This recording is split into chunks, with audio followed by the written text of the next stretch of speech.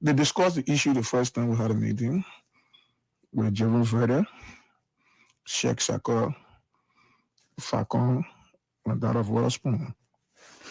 My issue is this. My family need to be protected in the sense that they should leave. You understand what I'm saying? You discuss everything. Me, I'm not interested in their money. I'm not doing things for profit. So, yeah, well, Madam was hesitant, but now she agreed not to leave. They asked me how many children you got. I got 4. So Madam said they should send. She won't go Sierra Leone. She will not go there. She don't want to go Ghana. She will not go there. She don't want to go Africa.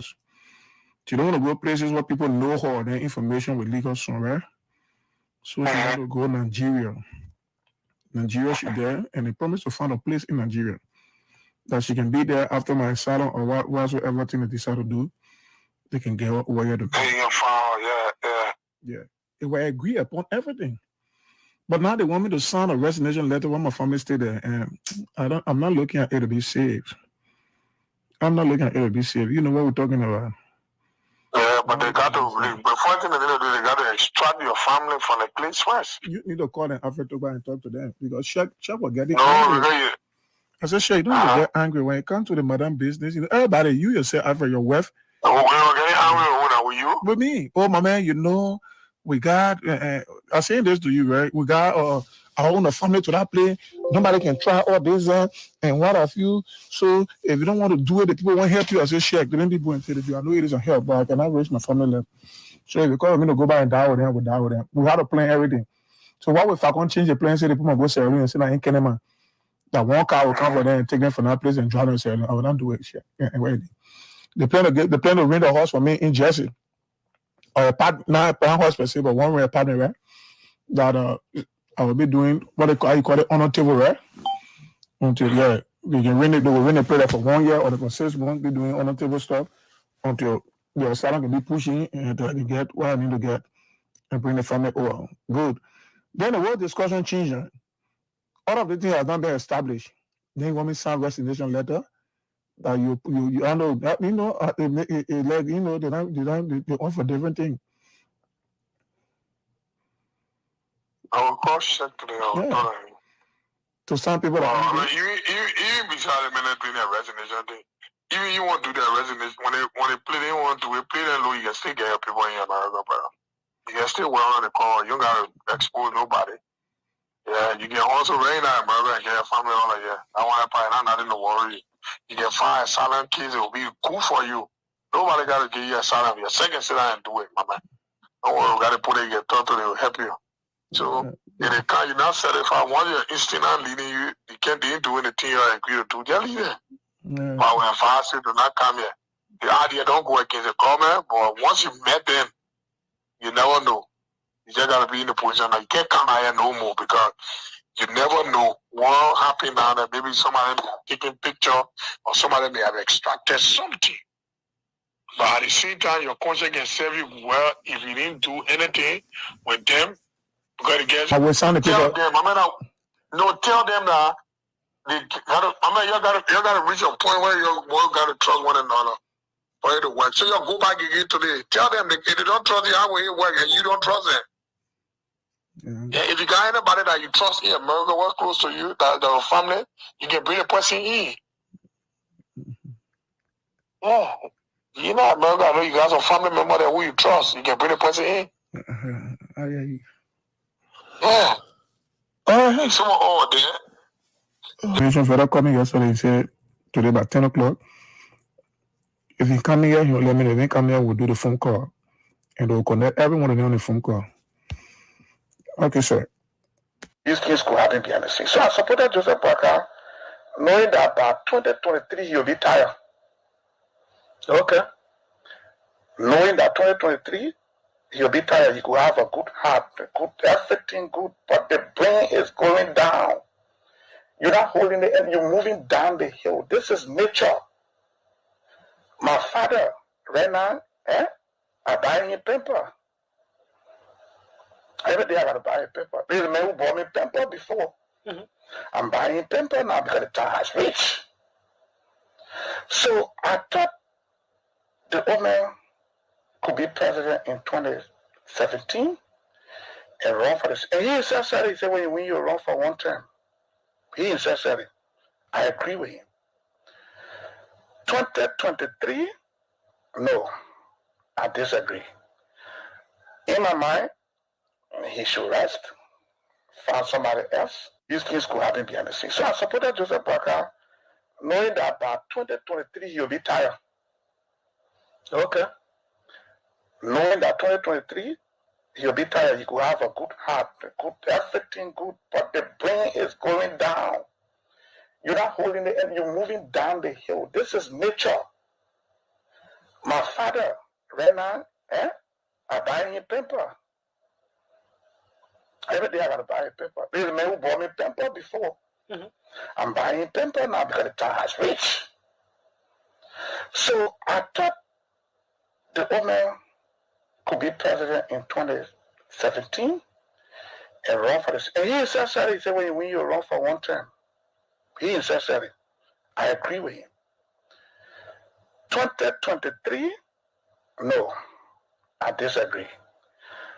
In my mind, he should rest, find somebody else. If I tell you things I did in Bagan before you were born, you will feel discouraged. We were the one that's feeding chicken here. But today I can't do it. I want to be honest with you people. I don't want to tell you people a fairy tale story that you're going and do something. I'm being honest with you people. You said during the youthful days in Bong, you were one person who used to steal chicken. I'm proud of that too. And today coming back to tell the Liberian people that you want to have an elected position or occupy an elected position, don't you think someone may refer to you as an old criminal? And not me want to pull me, I will take it. I did it at that time, so I cannot dodge. But what I'm telling you is this: I have been refound, not only by myself, but by God alone. For being refound, don't you think you will still follow you? This is a political era. Like you can Let me tell you something. If you want me to lie to the people of this country, then I will not do it. I'm telling you a factual story about me. You didn't force me to tell you. I'm telling you something about me. I want the Liberian people to listen to it and be able to vote for me. Look, Jesus Christ himself said,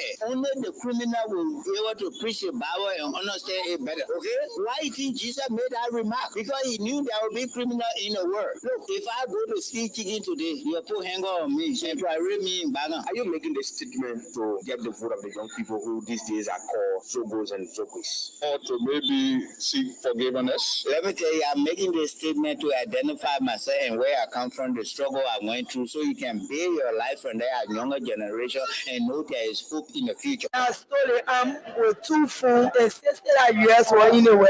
True, I take it. The reason I took the item from the EPS, man, and I made to send me on the operation to do it. My friend, boyfriend, nobody arrest me. When I took the EPS, man, one was in suspect for in the hotel. The man to a girlfriend already waiting for me was that child a weapon laying here. And here I get a weapon too. And the truth I'm telling you, I say everything. I never read police charge, the officer chest, and only bring one paper, and the paper they put a child they may call him lawyer, he get a paper to him lawyer. The reason I came across the EPA car, I never know the EPA car in my whole life. That they see me encourage me on the EPA car. I was sitting to him to a team place. He tell me say the EPA car say he like me. So he will put me on the operation. Anything I want to make, I should take it a minute I want to make money or after. So that child when I took the man, I get a con to him, and I let my friend make me to know the boyfriend, and the boyfriend make me to know the EPA man. That you are, I get connected to the people. They won't say me. Get a con to one in friend.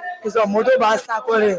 But he know the place, he know the ball. When the officer said ask me to the police station there, lawyer was there. Then he tell the lawyer say he know the ball are in front, the ball can't eat out to back. So that child and the lawyer put gas in the car. He know the man, but after the man come to the station, I never do that in my own name. I tell it and I regret it. It's just a mistake. And before they can bring her here, when we went to the police station, I was even begging him. I said, oh man, too late now, go fire. We can talk to school, they play face la po ko retreat the main con ale EPM me what would tell out to let I don't know the EPM personally une la te what would tell that connection I know that you will me to I know the EPS me and he said the EPM me I friend he can go into your face and friend with all of them and I see the he even get me in the face to go walk around try to the president area away get me on my first time to enter in the face carry me there and not my one me and girlfriend carry there my parents in Kakata was small my mother passed away and my father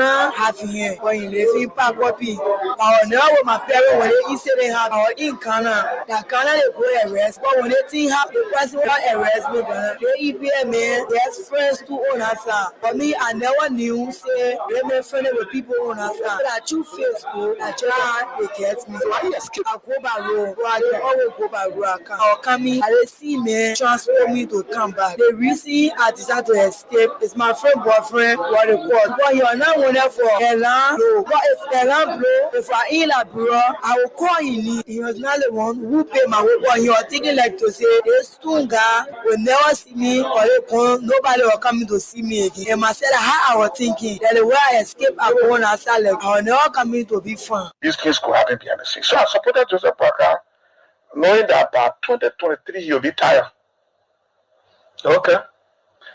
Knowing that 2023 he'll be tired, he could have a good heart, a good everything good, but the brain is going down. You're not holding the end, you're moving down the hill. This is nature. My father, right now, I buy him paper. Every day I gotta buy a paper. There's a man who bought me paper before. Mm-hmm. I'm buying paper now because the time has reached. So I thought the old man could be president in 2017 and run for this. And he insisted, he said, when you run for one term, he insisted. I agree with him. 2023, no, I disagree. In my mind, he should rest, find somebody else. They bring her to go see to the main store. Oh, so the man wanted for you to go see from the web post store. Yeah, he said I'm joining to go see to the web main store to get money into the store. They will go take it from there. I said, my man, how many bars for the same leisure? Then how can the police catch you now? The police before the man call me back, I was on the 18th. They more. The same man now? Yeah, the same man. The same man who want for you to go steal? Yeah, he called me on the 18th. Yeah. Now I was in the around 8:30. The man called me. He said, oh, my man, I'll let you be there and call you back again. So that time you go to work? I go to work. You different working place, you come to the man? Yeah, I'm from to my working area to Clarence to now go to the man. To go steal now? No, I'm not go steal. I go Steve. I go to yeah. How you question me? The thing you want for me to explain for you to understand, then still questioning me, doubling the question. How many talk clear now? I beg you sorry. I see. When they call you in the when they call me in the he asked me, say, how many of you are working to the area? I say we are 3. He told the message you're 3. Yeah. So he said, I want to give you tea to carry to the message. You want to give you what tea? Have milk tea. Oh, milk tea. Yeah. For you to drink with bread. The bread. 3 pieces of full bread. With egg inside. With egg inside. My butter. So when I carry it to the man, say carry it to the man. When you give it to the man, then you must come back to the car. So the food make you now carry that so you can go convince your friend. Yeah. When I give it to the man, the man say thank you. I say okay. The man say, oh, where you going now? I say, oh, I'm going right car. So one of my friend call me. And the same man going to now. Yeah, the same man. The man say he want for you to go steal. No, yeah. So when I go to the man, he say clean the car. Then they are 2 now. Then they are 2 big Jeep. Yeah. Black BG, photo G. Yeah. So when I clean the car now, air condition all is up. No, Papa, you can't wait for me to spin now. I'll leave the water now. And you can jog people. I just asking you a question, sorry. Yeah, judge people that can come here. No, I'm a journalist. I beg you, sorry. The way you talk on the question, tell us say when I move from here, I'm free. Tell us say when I move from here, I'm free. You said one talk again. I wanted to mean who talk clear to you, but you talk on the question. Hi, now looking, hi, you looking, hi, looking. Then you want post and no more word there again. Why not be looking to the top? I'm going to talk again. And said they call me to the office. I go explain. The thing is explain to me that you come to get paid. You say you carry the tea to the man. After you carry the tea to the man, and you come now. So what next now? And for me, I'll not fair. Nobody, you get in there. You say asking you too much question. Hey, that's me to say make your egg and bread. Okay, sorry. That's why I say sorry now. Okay, sorry. If you I will not ask you the question again. Okay, sorry. When I give me answer now, then do. Okay. Explain again. I'm not asking you no more questions again. Okay, that's why now. Go to school. In they say I need English. Okay, sorry. That's why I say sorry now. Sorry. See, I think you take that. You take that. I'm taking time. Okay, sorry. Okay. Take that to explain. Okay. Persuasive journalism. How one will eat bread, I got egg, they got mayonnaise, at the same time butter in it. That's life. It's 14 minutes up to 8 o'clock. Good morning to you, wheresoever you are. It's on a Friday, the 22nd day in the month of December 2023. Oh yes, we're counting 9 days to complete 2023. And when I'm here on next Friday, I'll be waving goodbye to 2023 on the Friday's edition of the Freedom Morning Rise right here. Good morning to you wheresoever you are, by whatever means you're following us, whether on that's 87.9 or maybe following us on the internet, using your Facebook, following us on Freedom Radio Liberia, or maybe on YouTube, the same channel, the Freedom Radio Liberia. The name is Hagar Gonda, your usual Friday presenter right here of the program, the Freedom Morning Rise. Too many great things happening, too many things to talk about. So on today's edition, I'm going to be here up to 10 o'clock. And guess what? Studio chat and discussion with you, our listeners, from now up to 9 o'clock. At 9, we take a pause to acknowledge Crime Stoppers, our proud and big care partners. So we acknowledge Crime Stoppers Liberia. 9:15, we'll come back. We bring you District 3 Montserrado County Representative-elect Smoke Moba has consented to sit with us right here. It should have been on last Friday, but due to some engagements, we had to postpone it to today. So Smoke Moba from Montserrado County District 3 is going to sit with us right here up to 10 o'clock. We discuss his district, his choice for the speakership election, and too many things up to 10 o'clock. At 10, I shut down these microphones and walk out of here until the next Friday. So wheresoever you are, Crime Stoppers Liberia is proud to be associated with the Freedom Morning Rise. And let's say many thanks to the Chief Executive Officer of Crime Stoppers Liberia. That's you, the old man Sam Sion. Thanks for the level of work, both at Crime Stoppers Liberia and of course Freedom Radio Liberia.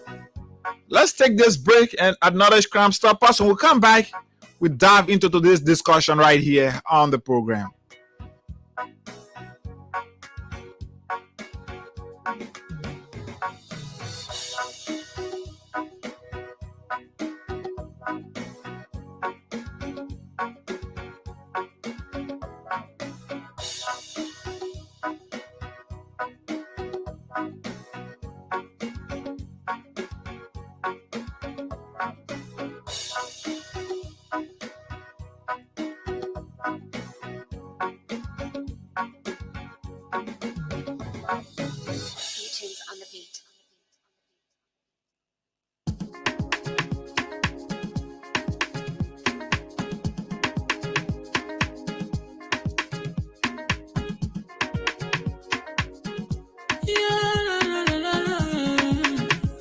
about music. There are crimes in many places, in every community, you can see. So if you see crime, you will report it. Don't take law in your hands, all the right authority. Really can't take your law in.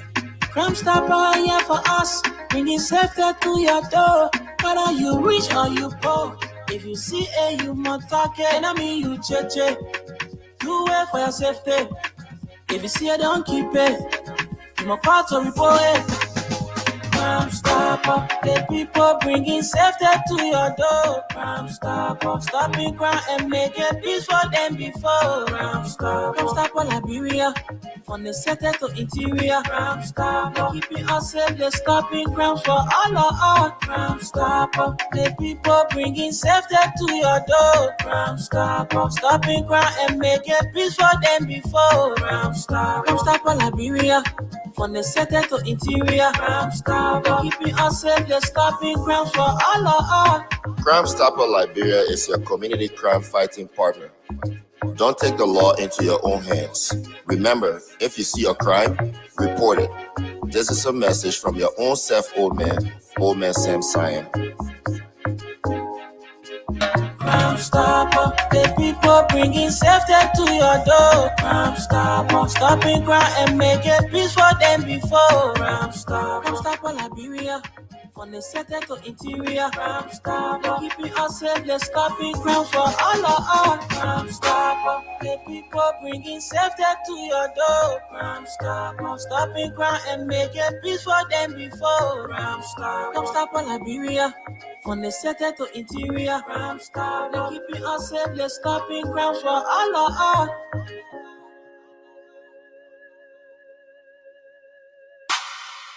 And of course, let's say thanks to Crime Stoppers Liberia, our proud partner and sponsor here on the Freedom Morning Rise. So, wherever you are, let me again say good morning. Welcome to the Friday's edition of the program here, the Freedom Morning Rise. And of course, as usual, my name is Hagar on this Friday's edition and every other Friday's edition of the program.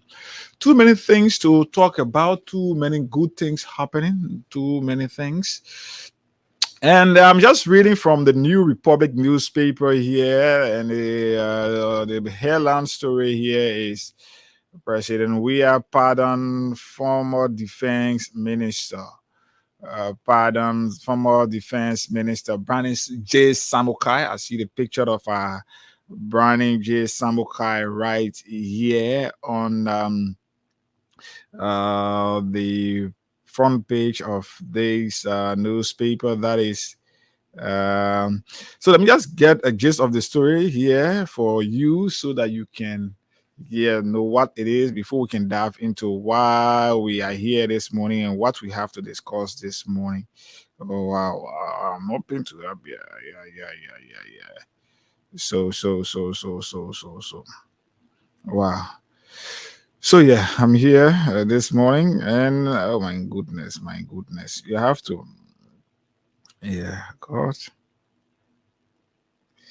Okay, so yeah, I'm finding this somehow difficult, yes, to get to what I want to get here. Yeah. Oh wow. So, like I said, too many things happening, and some of them, when I sit and listen, I just sit and nod my head and laugh and feel like, yes, this is our country. This is the country. Okay, so let's get this. Let's just get a gist of this story. It says here, Liberian president on Thursday granted executive pardon on former defense minister embezzlement of soldiers' fund. A statement issues said the longest serving defense minister, J. Brandon Samukai, during the regime of former President Ellen Johnson Sirleaf from 2005 to 2017, was among other convicted individuals who were granted executive pardon by the president. As part of the presidential tradition each year to pardon individuals convicted of various crimes by the Court of Liberia, His Excellency Dr. George M. Weah has issued an executive pardon to 101 convicts detained at various prison facilities across the country, the statement said. It added, notably, among the 101 pardoned individuals are former National Defense Minister J. Brian Samukai, former Deputy Defense Minister for Administration Joseph P. Johnson, and the former Controller Mr. Newman Docker. These former government officials are also relieved of their legal obligation to refund to the Liberian government the money that they were convicted of misappropriating while serving in their respective capacities at the Ministry of National Defense. The presidential pardon is backed by the 1986 Constitution under Article 59, which states, into allying that the president may remit any public forfeiture and penalties, suspend any fines and sentences, grant reprieves and pardons, and restore civil rights after conviction for jail for all public. Okay, so for all public offenses except impeachment. So yes, so the only thing that the president cannot pardon people for is impeachment. So let's say thanks to His Excellency, Dr. George Omani Weah. So you know, when we sit here always and tell you this is the kind of president that we've fought for, this is the kind of president that we have, and this is the kind of president that some of us said, no, it's not good for our country, and we prioritize tribalism over national interests. We prioritize divisiveness over country's interest. This is the kind of man that we're letting go. He don't consider your political difference or your political alignment to be issue for which he can embrace you. So in as much as in previous time we condemn the action by the former defense minister and his team, it is done by the president. It is appreciative, it worth appreciating, and we should say here that thank you, Mr. President. We always trusted your ability and knowing that you are a unifier. So because of that, I told people the last time, I said, Mr. President, you did not lose the election because you failed the Liberian people. No. You did not lose the election because what the Liberian people elected you for, you did not do them. No. For some of us who voted you in 2017, we voted you not with the belief and perception that you would have provided food for all of us on our table. You would have included all of us on salary. You would have maybe pay each of us school fees and other things. But we voted you putting our country interest first. We voted you putting the interest, the development of our country first, which you prioritize. But again, in the 2023 election, 814,000, a little over 814,000 persons said, no, we don't want development. We want the price of rice to come down. We don't want development. We want a country where we can do anything we want to do. Yeah, so that is why you are today talking about transitioning to a new breed of individual, not really new breed of individual, but old wines that are coming back. This time they are not even in new bottles. The old wine we got in the same old bottle is sat for the same old time, it's spoiled, and yes, like people say, we can rest already dead. So that is where we are. And I'm not one person who will always sit and condemn anyone. I'm not one person who will sit and say, no, I pray for people to fall. No, I can pray for the current leadership or the incoming leadership to fail. No, because if they do so, it will be affecting my country, and my personal growth as a person will also be hindered, because if the basic things that I would need as a person are not provided because of the failure of the government, then I will not be moving forward. So as a person who believes in patriotism, we'll work with anyone once you call us. We give the necessary ideas, work together, we put for the necessary recommendations. We'll sit here just as we did in the past to condemn those that will deserve to be condemned. We appreciate those that will deserve to be appreciated. But we'll not compromise the interests of our country for any personal interest. That is why we told people before that our work here at Freedom FM, many of us here who supported this government, we did so not expecting anything to come to our direct pockets. We did so not expecting that, yes, I will get this as a payback for my support. No, but we did so because we believe that what every responsible person we yearn for in the country, we were getting, if not all, we were getting majority, including developments. So yes, we said this president, we can give him the second term so that he can continue on the path of development. But again, like we said, many of us said no. So this is where we are, and this is Liberia for us. We pray that the best will happen. We prayed, and some of us, our support to the president is uncompromising. Even that is going back into opposition, trust me, we will sit here, we will say these things, we'll put for the necessary recommendations. And the good thing is, this election, I told people, it taught us too many lessons. And the next 6 years will teach us great lessons, because the next 6 years we will get to know the real court sedition, the high court seditions. We get to know those that are in the interest of our country, and we will get to know people who were sycophant, people who were just pretending in order to get what they want. So the election will the next 6 years will provide us the opportunity to sit again from the fence, to be able to ascertain, to see all of those things. And when we are moving into any other engagement or conversation again, we know how to dive into those conversations. And I told people that if this government was going to be given a second term, it would have been very difficult for some of those individuals who think they were playing double standards, who think they were pushing the public against our country and the president. But again, Liberians took their decision. We respect the decision. The president has respected that decision.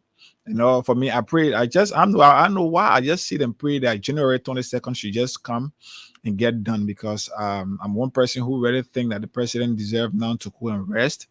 Yes, you know, see how he came into power, and look at it the way he's living. You got a man, a hair all gray now, only because of the stress of the country. Being a president is very stressful. And he managed over the years to execute his function with diligence, and that is something we will always appreciate you for, Mr. President. You know, those that are insulting, those that are saying things today, seeing you and your regime to be the most terrible thing that have ever happened to this country. For me, I'm one person. I know Liberians, know how we behave. So I'm one person who believes that very soon people will start crying for you. Very, very soon. You was one of those who was seriously loved. You were fought for. People did everything they could. I see now people on the street cleaning the streets because of inauguration, and they all doing so because the incoming government, they are supporters of the incoming government. I appreciate their effort, but these were things that people did for Mr. President. And the very people, when they are dreams, when they are taught, because many of them, the 814,000 persons that voted for this for the Unity Party, they feel that at the inception of as soon as Ambassador Bouaka is inducted into office, he will place the 814,000 or the little over 814,000 persons on salary. They believe that the 814,000 persons will start to maybe will start to get food on their table provided by the government. But we are here. This is the country. We are here. We are seated here in Liberia. Some of us will not leave from here. Even if we're leaving, we'll go maybe 1 or 2 years. We'll come back. 2 years, we'll come back to ensure that we can keep our country on path, making the necessary recommendations. So, having said that, You know, when I'm here on Friday, not much, especially when we have all of the latest and most breaking information coming up during the course of the week. And on Friday, it's just like a brush up on some of those issues that were discussed during the course of the week. And key among many of whom I want to consider today will be the issue of this U.S. sanction. You know, the sanction from the U.S., I will pinpoint the statement made by Sino County Senator and the Senate Committee Chair on Health, Senator Augustine Chia. You know, he did a very splendid write-out the last time. I think it was on Wednesday, and I read that write-out, and he pointed reasons, and he gave his own perspective on the U.S. sanction. And looking at what I read and considering all of what he said, I think I tend to agree with him on everything that he said. But my own disappointment in this entire thing, especially when members or key members of the legislature are being sanctioned, specifically from the House of the Liberian Senate, are being sanctioned. And the only reason for their sanction, according to the statement from the U.S. State Department, is that they were involved into corruption. They solicited money and disbursed it among senators to take key decisions. You know, these statements should not just be considered as a statement that is made against that individual that is being sanctioned today. Why would this sanction Senator Albert Chia when we have the pro tem election and he is the current pro tem? You know, Senator Chia is somebody who got vast knowledge and ideas on the mining sector of this country. And sitting at the level of the Senate and sitting as the pro tem at the level of the Senate, he always provided necessary pieces of advice and recommendations to the plenary of the Senate on decisions involving the mining sector. And because of that, this issue of the HPS and other thing, the ArcelorMittal, people who are in the interest of those mining companies now, and because of Senator Chia's stand or Pro Tem Chia's stance on the current or the HPS, and they are called to use the rail of Liberia and other things. People who are supporting those companies see people like Senator Chia as the most terrible people because they are not in their interest, and the only way they think they can get them out of the way is by imposing sanction on them. Because now, at this time, if Pro Tem Chia come up and tell you that he wants to recontest, the next call now by Liberians, especially because we Liberians now, anything from America, we believe that it came from heaven. So once a decision is made by the U.S., yes, that is, God has sent in information to the U.S. Maybe we Liberians now, we consider the U.S. now as the messenger from God.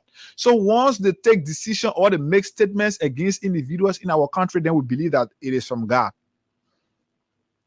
So now that the U.S. has imposed sanction on Senator Chia and the likes of the other senator, if he come up today and say he wants to contest for the speakership of that, let's say the pro temship of this country, the next call now by Liberians will be that this is a U.S. sanctioned individual, so he should not contest. And in fact, the senators should not look and make decision that way, like we've done with other senators.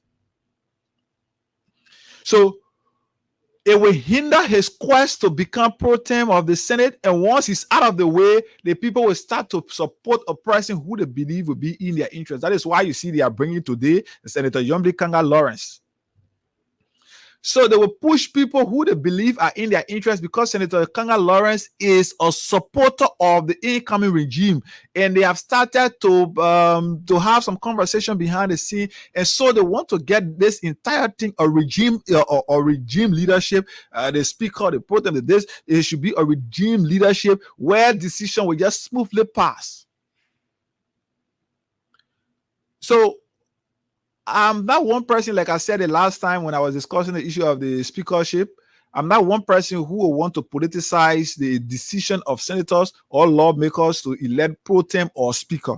No, I don't want us to politicize it. We should vote people based on what they are capable of doing. So if we are to vote at the level of the pro temship, if we are to vote for individual whom we believe in, then I think the best person, I think for me, will be Senator Gbezon Garfinde, because he has served at that position prior to him leaving. He served at that position before, and he knows what it is to be a pro tem.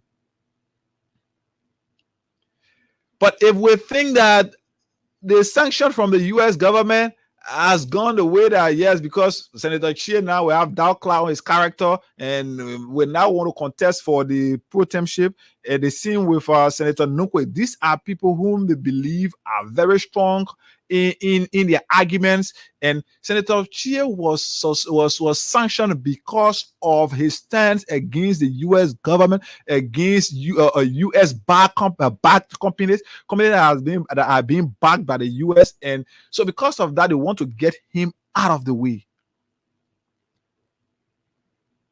So the same with Senator Nukwe. Senator Nukwe, Firestone has been in this country for the longest. And Firestone has not been able to produce to produce a single rubber material in this country. And Senator Nukwe alignment or his friendship with Jetty Trading Corporation, which I am told the land that is being used by Jetty in Mike Gibby is for Senator Nukwe, or Senator Nukwe that leased that land to Jetty. And now Jetty is getting involved, preparing to start producing rubber material, to start processing rubber in this country. And the U.S. looking at their connection with Firestone, now they see Jetty as their biggest ally. They see Jetty as the biggest opposition to them. And by him coming now to push to ensure that, yes, rubber products are produced in this country, it becomes a problem for them. It sent out fear to them. So I want to take this short break. Yes, quickly, it's necessary.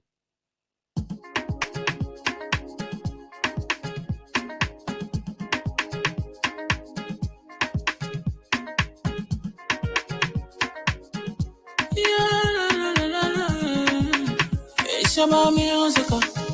There are crowds in many places, in every community, you can see. So if you see crime, report it. Don't take law in your hand, call the right authority. Really, you can't take your law in.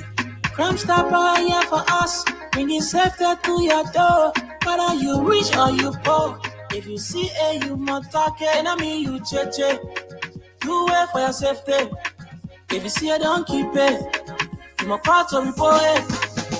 Crime Stopper, the people bringing safety to your door. Crime Stopper, stopping crime and making peace for them before. Crime Stopper, Liberia, from the center to interior. Crime Stopper, keeping us safe, they're stopping crime for all of us. Crime Stopper, the people bringing safety to your door. Crime Stopper, stopping crime and making peace for them before. Crime Stopper, Liberia, from the center to interior. Crime Stopper, keeping us safe, they're stopping crime for all of us.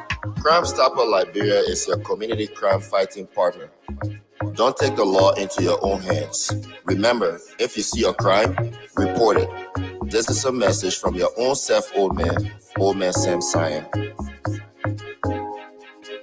Crime Stopper, the people bringing safety to your door. Crime Stopper, stopping crime and making peace for them before. Crime Stopper, Liberia, From the center to interior, Crime Stopper. Keeping us safe, let's stopping crime for all of us. Crime Stopper. The people bringing safety to your door. Crime Stopper. Stopping crime and making peace for them before. Crime Stopper. Crime Stopper Liberia. From the center to interior, Crime Stopper. Keeping us safe, let's stopping crime for all of us.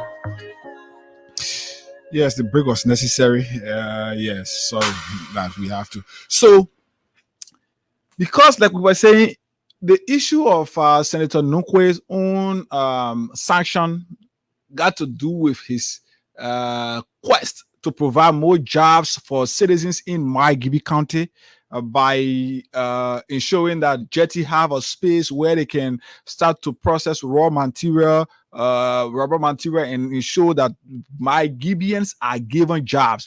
So now they see that the U.S. see that the decision by Nukwe, Senator Nukwe, and what is being done by Jetty, they see it as a threat to them, because once Jetty start to produce rubber material in this country, now then what will happen now is Liberians will start to pressurize Firestone to ensure that they start to do similar thing in this country. And now Firestone don't even have interest in creating jobs in this country. The people that are currently working with Firestone is even embarrassed. And on several occasions, you've seen how they have been taking decisions and they are being called to order by the legislature.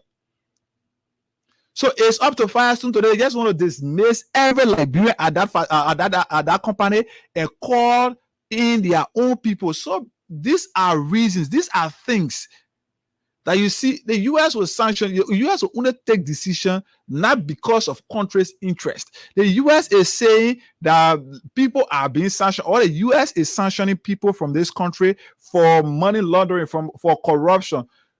But we saw in the past, people took huge amount of money from this country and carry it to the U.S. The people who can take money from the country, they don't take it and keep it in this country. They take it and carry it to the U.S. The U.S. cannot allow, they don't allow, I think 50,000 or something. They don't allow huge inflow of cash from the U.S. to any other country like Liberia. But the U.S. can accept Liberians taking millions of dollars to the U.S. Is that how you preach when you are in the interest of Liberians? U.S. claim to be the American government. There's one America claim to be the colonial master of Liberia, but Liberians are still finding it difficult to even get visa to travel to the U.S. when Liberians are calling, crying to ensure that they have visa-free travel to the U.S. It's not happening. And some of these decisions that has been taken by the U.S., I said it the last time, and I want to repeat this. For me, I think even the America itself have to start thinking and rethinking, because you saw what happened between France and Mali. And there might come a president, or there might come a leader in this country who will get tired with the decision from the U.S. and their action to always control the workings and governance of our country. And that president or that leader will want to denounce the U.S. quote unquote or colonizing of Liberia. So you might have somebody who will come and say, no, we can't have our country be run this way, where anything America says should be the final. No, there are countries that are waiting to work. They are waiting openly to work with Liberia that can provide more help than the U.S. And Liberia, and that leader will want to say that, let's denounce this America holding ownership of Liberia. Denounce it. It will become a problem for you, because if you claim you got interest in Liberia, you are not helping Liberians to improve. You are not helping this country to develop. You are not helping this country to improve. But the only thing you do to prove that you love the country, or maybe you are the boss of the country, or the father of the country, is to sanction officials for your personal reason. So now you sanction U.S., you sanction Senator Nukwe for his alignment with Jetty Rubber Corporation. You sanction Senator Albert Chie for his stance in the mining sector of this country. And my own disappointment is with us Liberians, especially those currently seated at the helm of the leadership or at the helm of the legislature. The U.S. is saying that Senator Chie was involved in the receiving money from the executive and dispersing it among you senators to take decisions in his interest or in those who gave him the money interest. And you as senator, you people as senator, you're seated there, you're listening to them, you celebrate them because of political differences. You celebrate because you're from the opposition, and yes, the person being sanctioned is from the ruling party, so you feel like yes, it's in your interest because you have something now to discuss, and you are not seeing it as a problem today. You are setting a very bad trap that when you are caught tomorrow in, some of us will sit here and we will now speak into your situation. And I'm frankly about that. That's the good thing about me is I'm not one person, one of those people who can even we will be beyond official or government begging. Yes, I ain't get it. I can sit here and say everywhere I live on grace. But I'm not one individual who, because you feel like you won't be around official or government begging, and so because of that you don't want to get no. As any of them, nobody can tell you say they are my friend. No official government in the government will tell you say hey, God, I'm a friend. They will not tell you probably hey, God has worked for me before and I have paid him his due, what he's supposed to get. They will not tell you that. If I want to invite you on my platform, I take phone, I call you. Hey, me, I've now called anybody to tell you say, oh, chief, I probably do the one for me. Please do that one. No. So if you sit here today and you sit, what you thinking that because people are being sanctioned today, they are from the ruling party, so because you want to send a dark cloud on the government character and records, so you celebrate them today. It will happen to you tomorrow. Mind you, when the people say when they say Senator Chie collect money and disperse it among senators, you are also among the senators. So tomorrow you could be sanctioned, and they will say the only reason they will hear is you collect that money to take decision. Yes.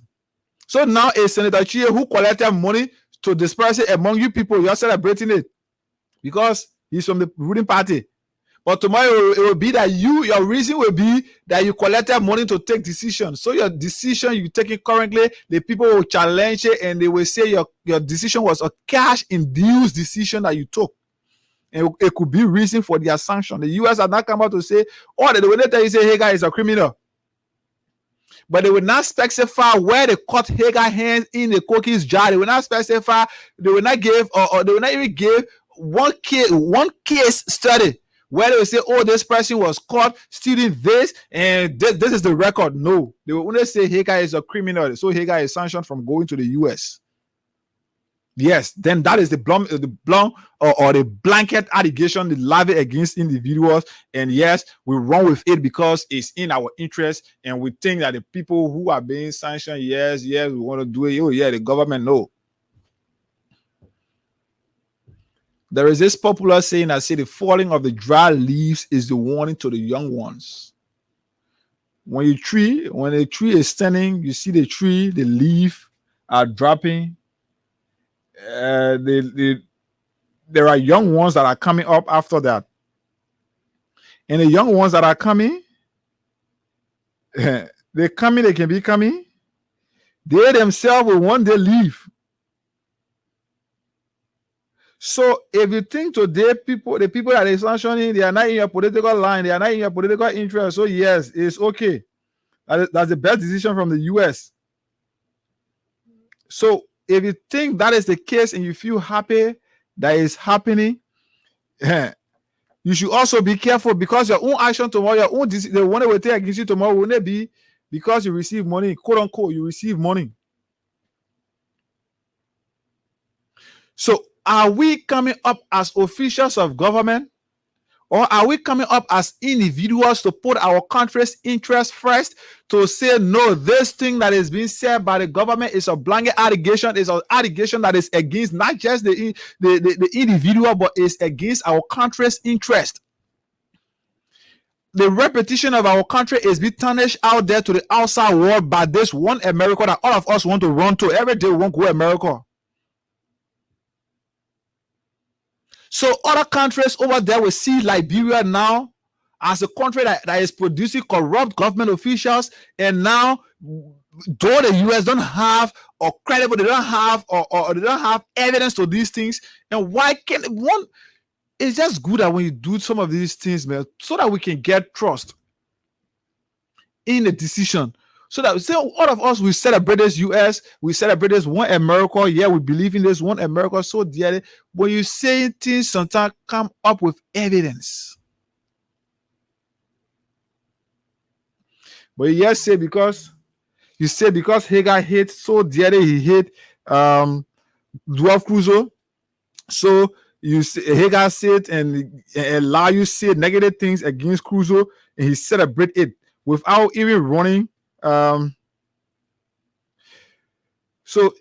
You said they say things, and when Hagar said things, you celebrate it because you and Hagar friendly and you and Crusoe not friendly, or because you believe in Hagar.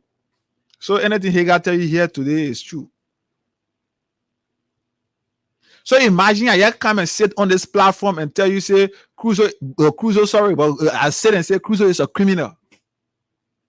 And you jump and start beating on Crusoe. You jump and start without even knowing what Crusoe stole, without even allowing me to prove. They said the burden of proof rests upon the accuser.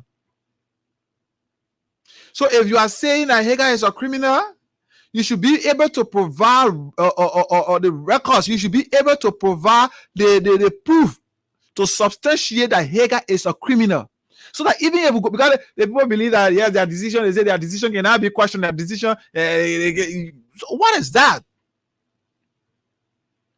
Why are we making this one America to appear like so much God or anything they say that yes, like the way God used to send out, God used to send information through people like Moses, go to Pharaoh and tell him to let my people go. So once America do things that America say things that then we believe that God gave a message.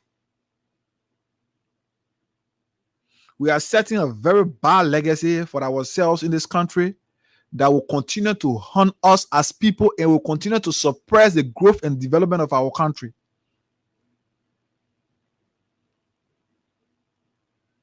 This is a very bad legacy that we're setting to celebrate the downfall of other Liberians because of their contribution to society and because we believe that we are not in their interest. This is a very bad legacy that we're starting. It happened in 2016 involving a businessman in Ganta, then Prince Howell, when somebody just sat and made statement, just made allegation, just accused the person without any evidence. We ran into the businesses that guy was operating. We ran into them, we damaged them, we burned down his properties and things, and today he's struggling to come back. Our action to always celebrate people who hate our fellow men because we believe we are not nowhere on par with that person and we want to suppress that person, the growth and the improvement in that person's life, we want to suppress it, is never a good decision for us. And I always told us we are setting a very bad legacy. You know why?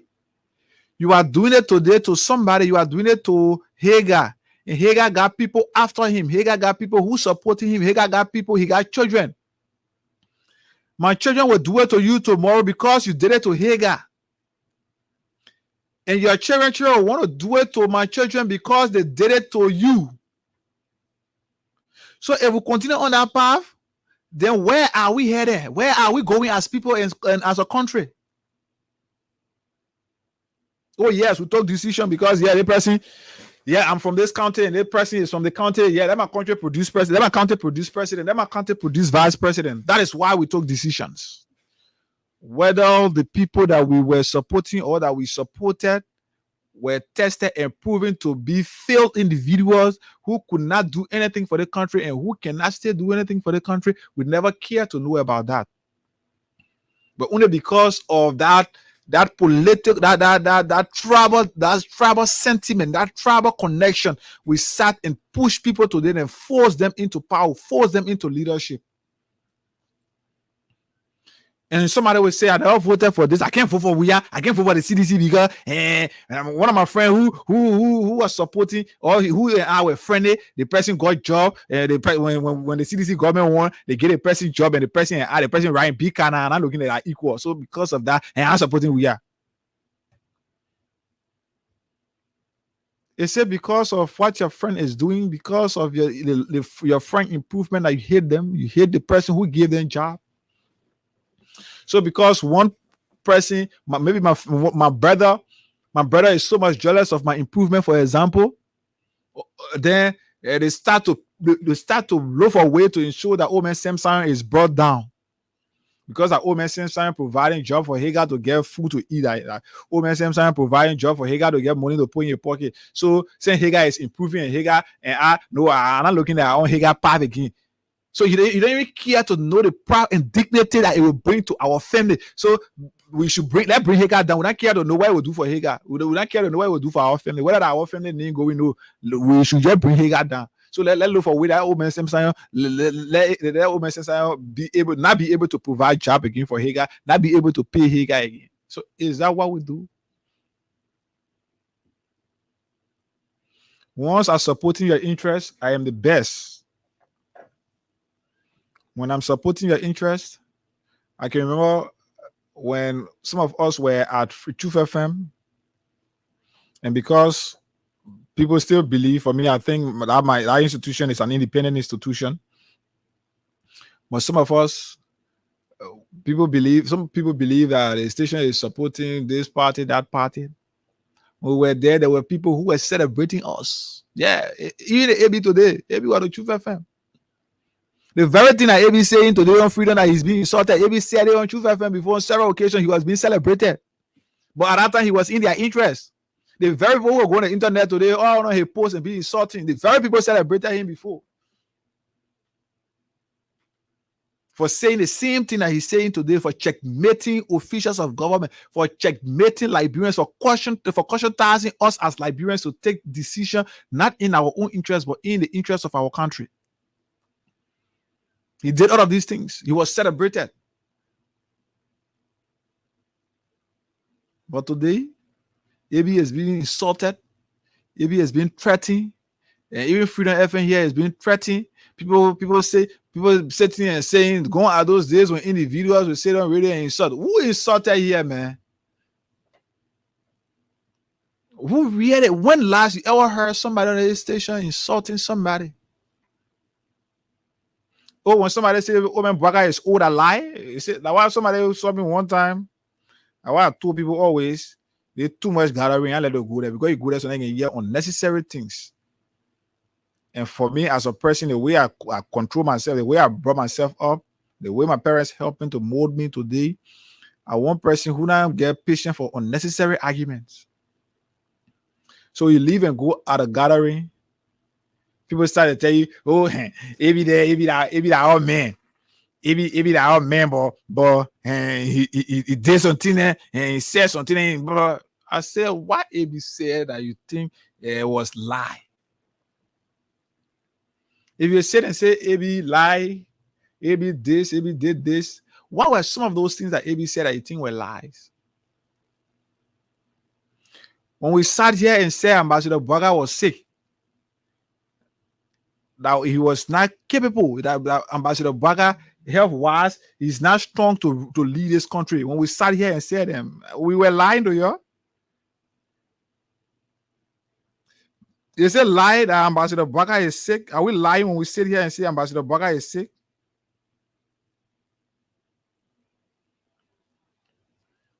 Are we lying when we sit here and tell you say Ambassador Braga is sick? We tell us Ambassador Braga that, oh man, Ambassador Braga served in a position, he was dismissed before he did this. We lying? Were these things lie? Unlike people who call people from Liberia and took them to America, facilitated their travel, provided lodging for them, provided their everyday activity was on their head. Everything that they needed in life, it was on their head. Just so they can lie on prominent individuals. You never consider those things to be lie.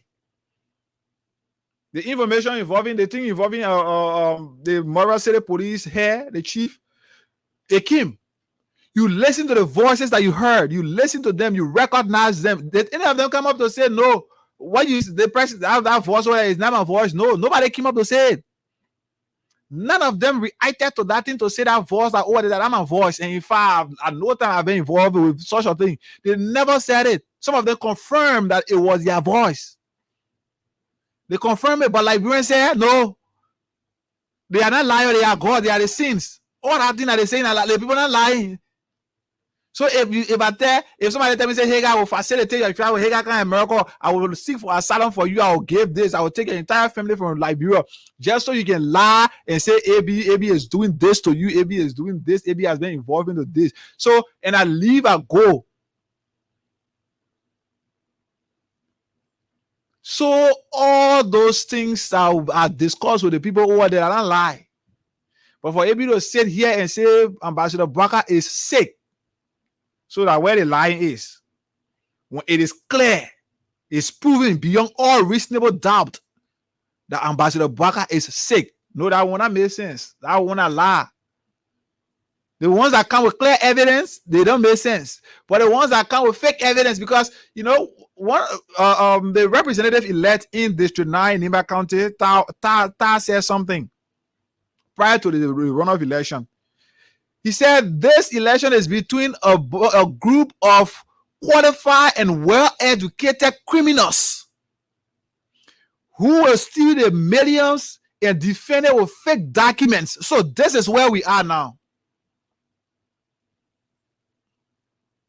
The guys got it quality. They got it. Yeah, that's why they sat and just framed things. They got the cash. They did it. They used the cash. They did what they did. They printed fake documents and things. You always saw somebody giving out 6,500 fake nursing degree to people, or undermining the health sector of America. That one not worth a sanction to undermine the health or the health sector of a country. It worth sanction.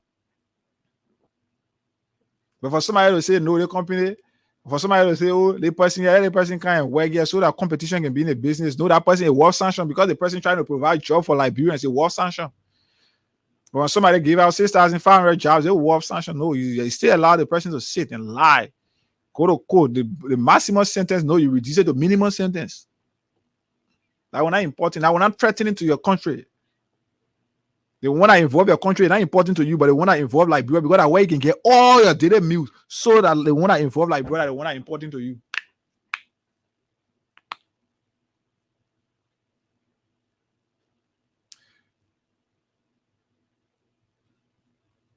So this is it. This is where we are.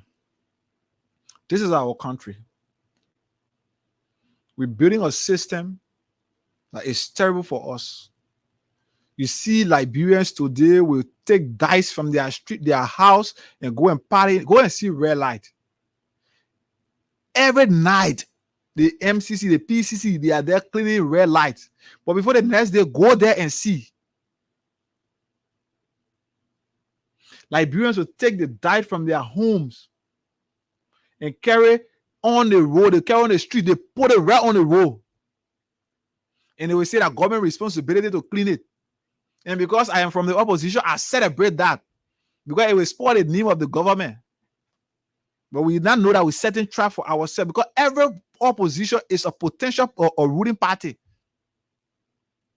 So if somebody is doing wrong today and you're embracing it because you think it will tarnish the reputation of the government so that it can give you the chance, the plus to be able to come into power, you are not doing it to the person or the ruling government. You are doing it to your very self, because before you come into power, it will be worse and you will not be able to control it. That's why when you sit and see people threatening that going out those days when people sit on the radio and insult leaders, this is where it's coming from. Because people sat on platforms in this country, insulted the presidency, insulted officials of government, and action were taken against them. They masterminded those people, they encouraged them, they supported them to sit and lie on people. So at that time it was better, but now it is not better. So the only way they can stop it now is to start issuing threat. But the good thing about people from the CDC is that they are a mature breed of people No matter the challenges that they had over the time, they never sat one day to insult. They never saw sedition insulting literally as it was being done by senior officials of government of government from the opposition. You saw them. They sat, they said things, they made statements, they issued threats against the state. Action weren't taken against them because of this is our country. This is the country that we all deserve to live in. We can work together. We gave everybody the space. So they said these things. And you supported them today because you wanted to see this one Joshua out. Yeah, Joe, where are you going? Now I started admiring at times after the election. I started admiring everything they were saying. Because of the free tuition, let him go. Because of this, he can go in now. Your child, you start to pay $80 United States for your child was fees. So for some parents who got maybe 3 students or 4 students in the 12th grade, 80 times 4, you should be knowing that you will pay that money. You will pay before your child say for why or worse. Tuition, you might start to pay tuition at the state-run university very soon. So these are things that you fought. These are things that you fought because of tribalism. These are things that you fought because of hate for a particular person. They want Joe, Joe is not educated. First, the conversation, Joe is not educated. No, now the conversation was not he's not educated, but now he failed. But Joe has failed. He built a PHP park. He built a Clariton Sport Page. He built the Invisible Park. He building the Ganta or City Hall. He paved the Johnsonville Road. He did all of those things. Joe didn't do nothing. Only because back or rest that we are not producing. The price is going up high, and we think that is the making of George Weah. Like in India producing rice, India sanctioned some of their rice from going to some countries. What the rest you have to produce? They took material they gave to Ambassador Bagada in the country. You have to produce to be able to make farm for ourselves, so we can be able to produce our own food. You know how it ended. But I want not important.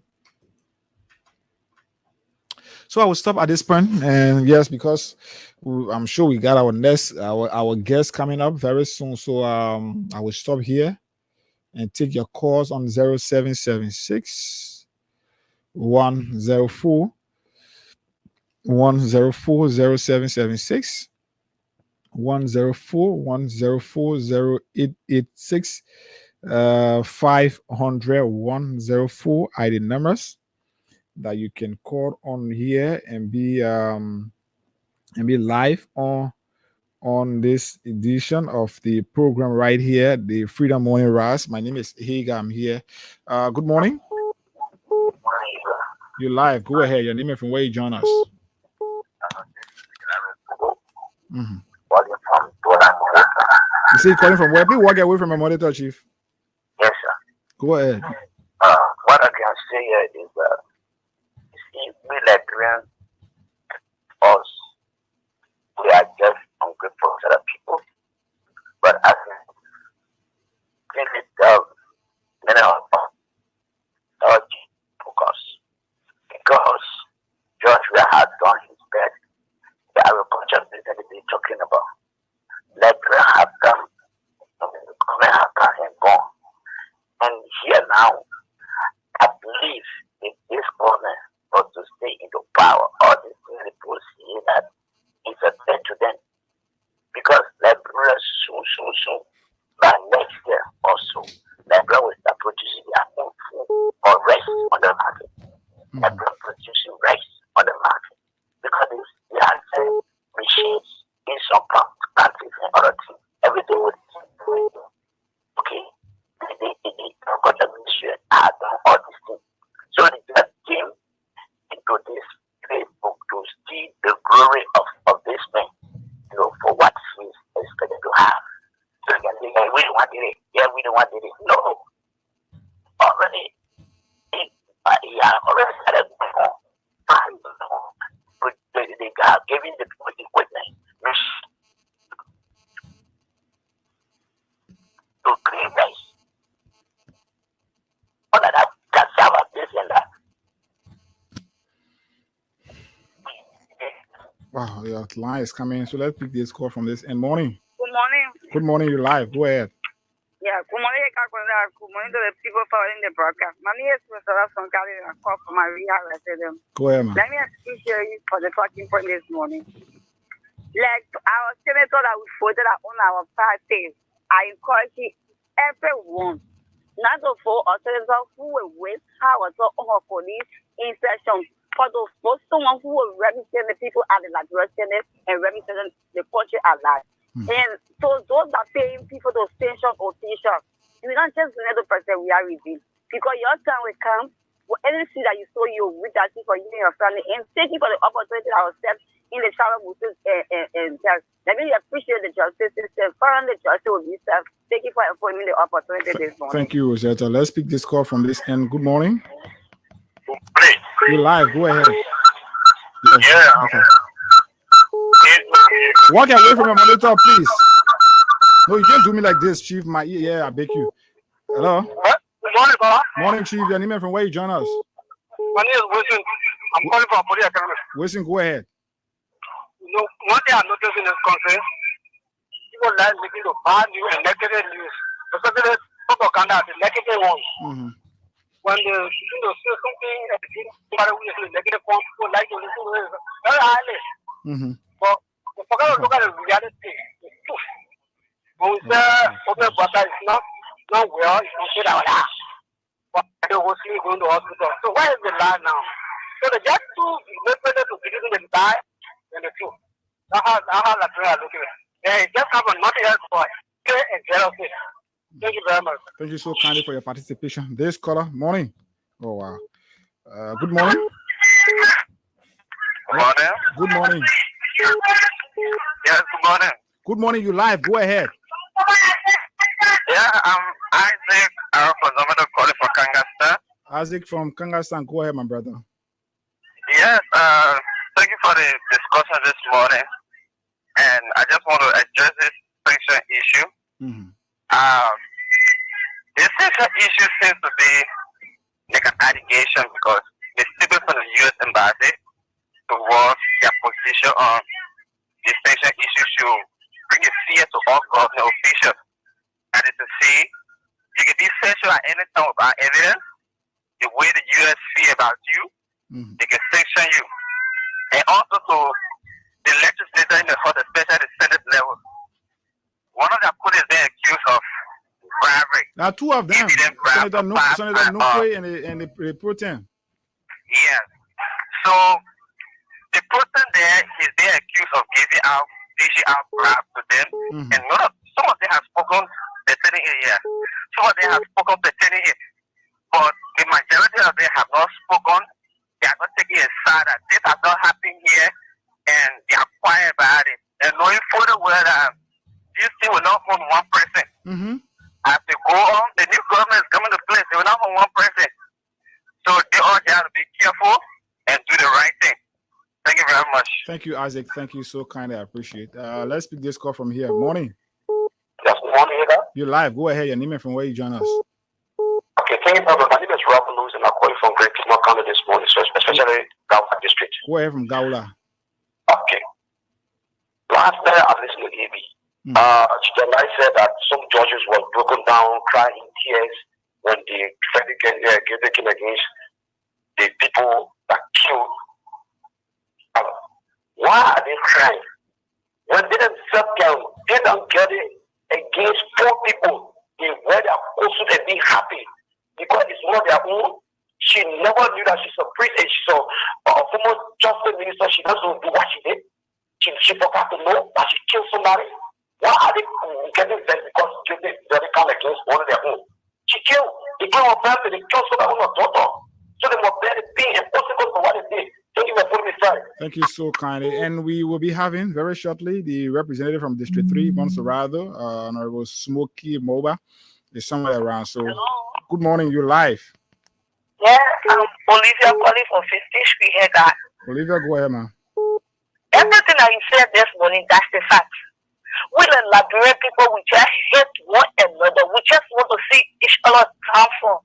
Everything American people say, we can even go through it, not a sensation, we accept it. Just the fact you see, you put the niche scripting in, they forgetting to know what goes around comes around. Today you happy, you laughing before you get a lot of people parent session. Tomorrow it may be you.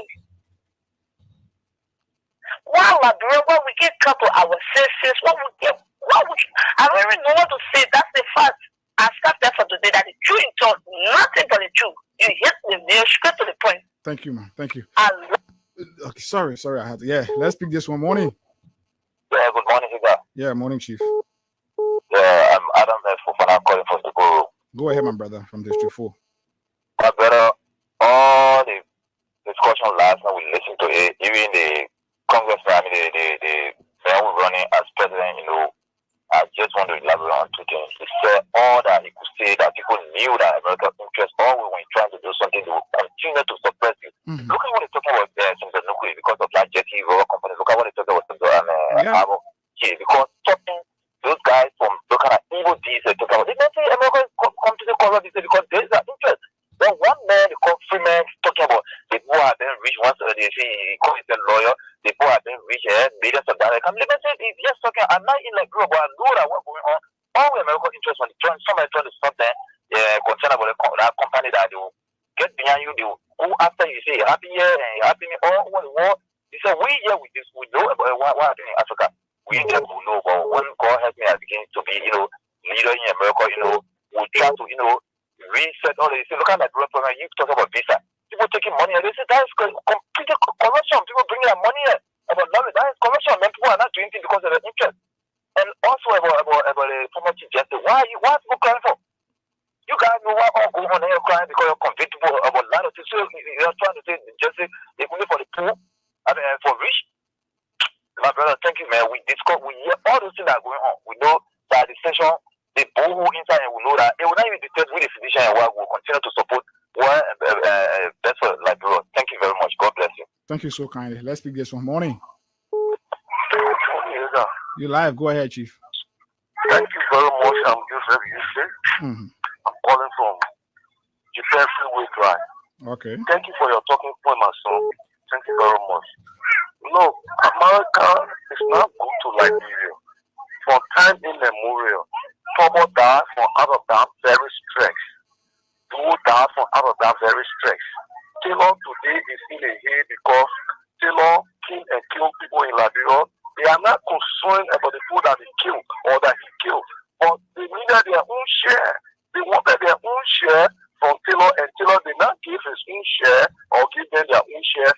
That's why they stuck at Taylor in the hate there.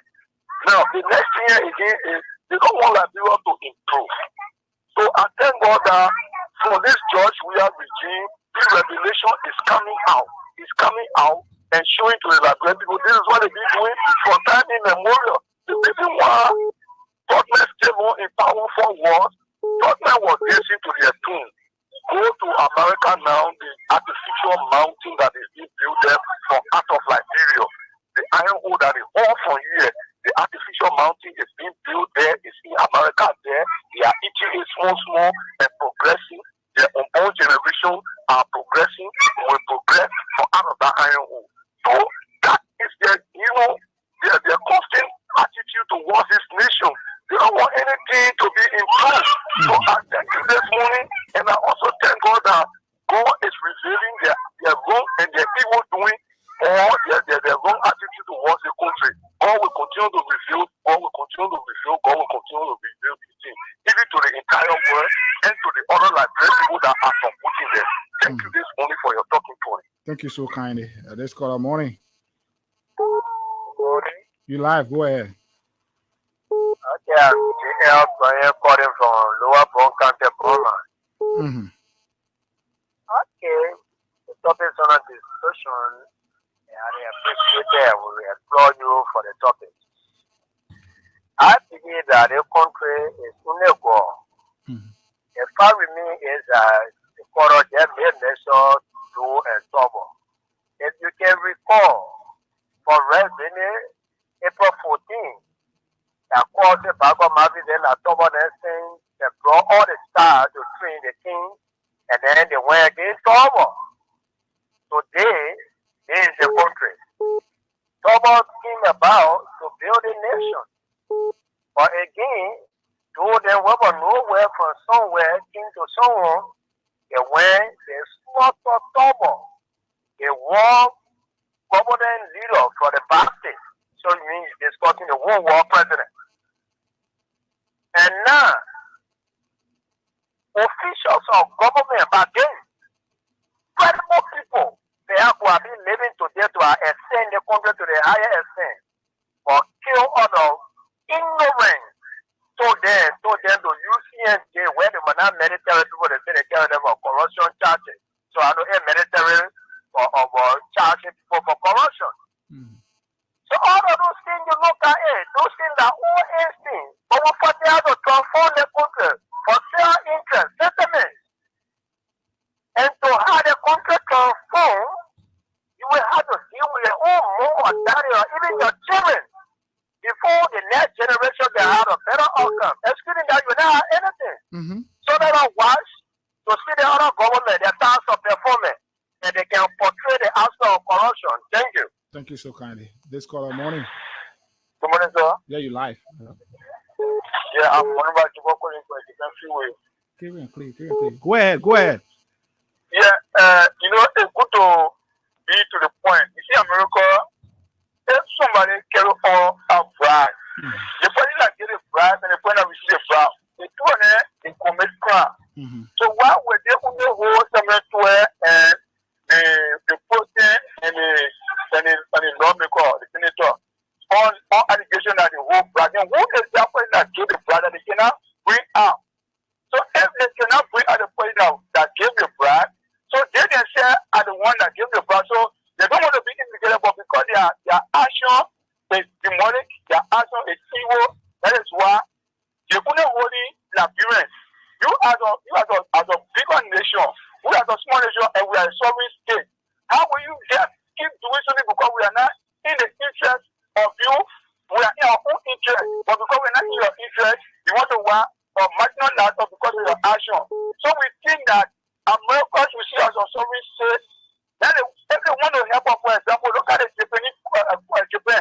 Japan can't build the freeway here. Why can they come and use their own personal money and hire their social company to do the work? Because they give all the money, they will not do it, but they will say at the end of the level, the police station or but they don't want to support the country. Look at how power abroad is. If we knew ourselves as a country, look at abroad today, one of the poorest and the undeveloped countries because of America. And America left us, even though there are corrupt people that run away from here, they say in America. Why they can't send them back to go to the usual process?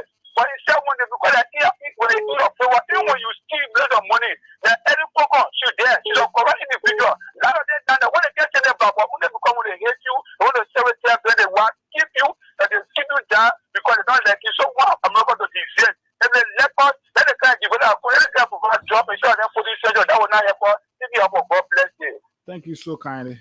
This caller, morning. Walk away from the noise. Okay, thank God. Yeah. Let's speak this one. Hello. Walk away from your monitor, please. Yeah, I'm inside now. Okay. Go ahead. Well, thank you. You start all the points. I wish you were older than like me. What we saw here in America do not really want to help this country. Can you imagine from 1926, today the Europeans had to pass through getting to establish rubber processing manufacturing factory. People are not looking at that. Look at Lamco, because American interest was denied. You know, Lamco is Liberia American Swiss company. From Yekepa to Saniko, he was nothing. From the time I also live in this country. And, you know, the reason for this sanction actually is a witch hunt to our own people. Because the information they give to these people now, they can add a point. That's something they saw somebody doing. So, I mean, actually, the Liberians can stand up.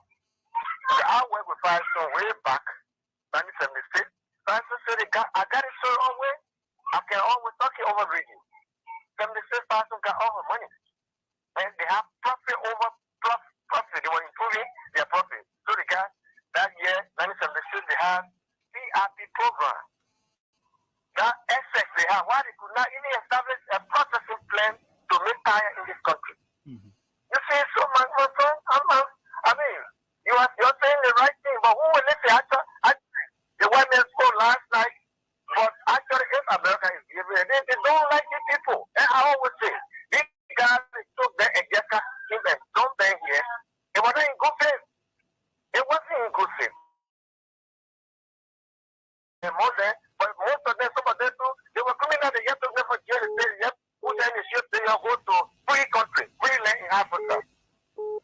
are not even looking at that way.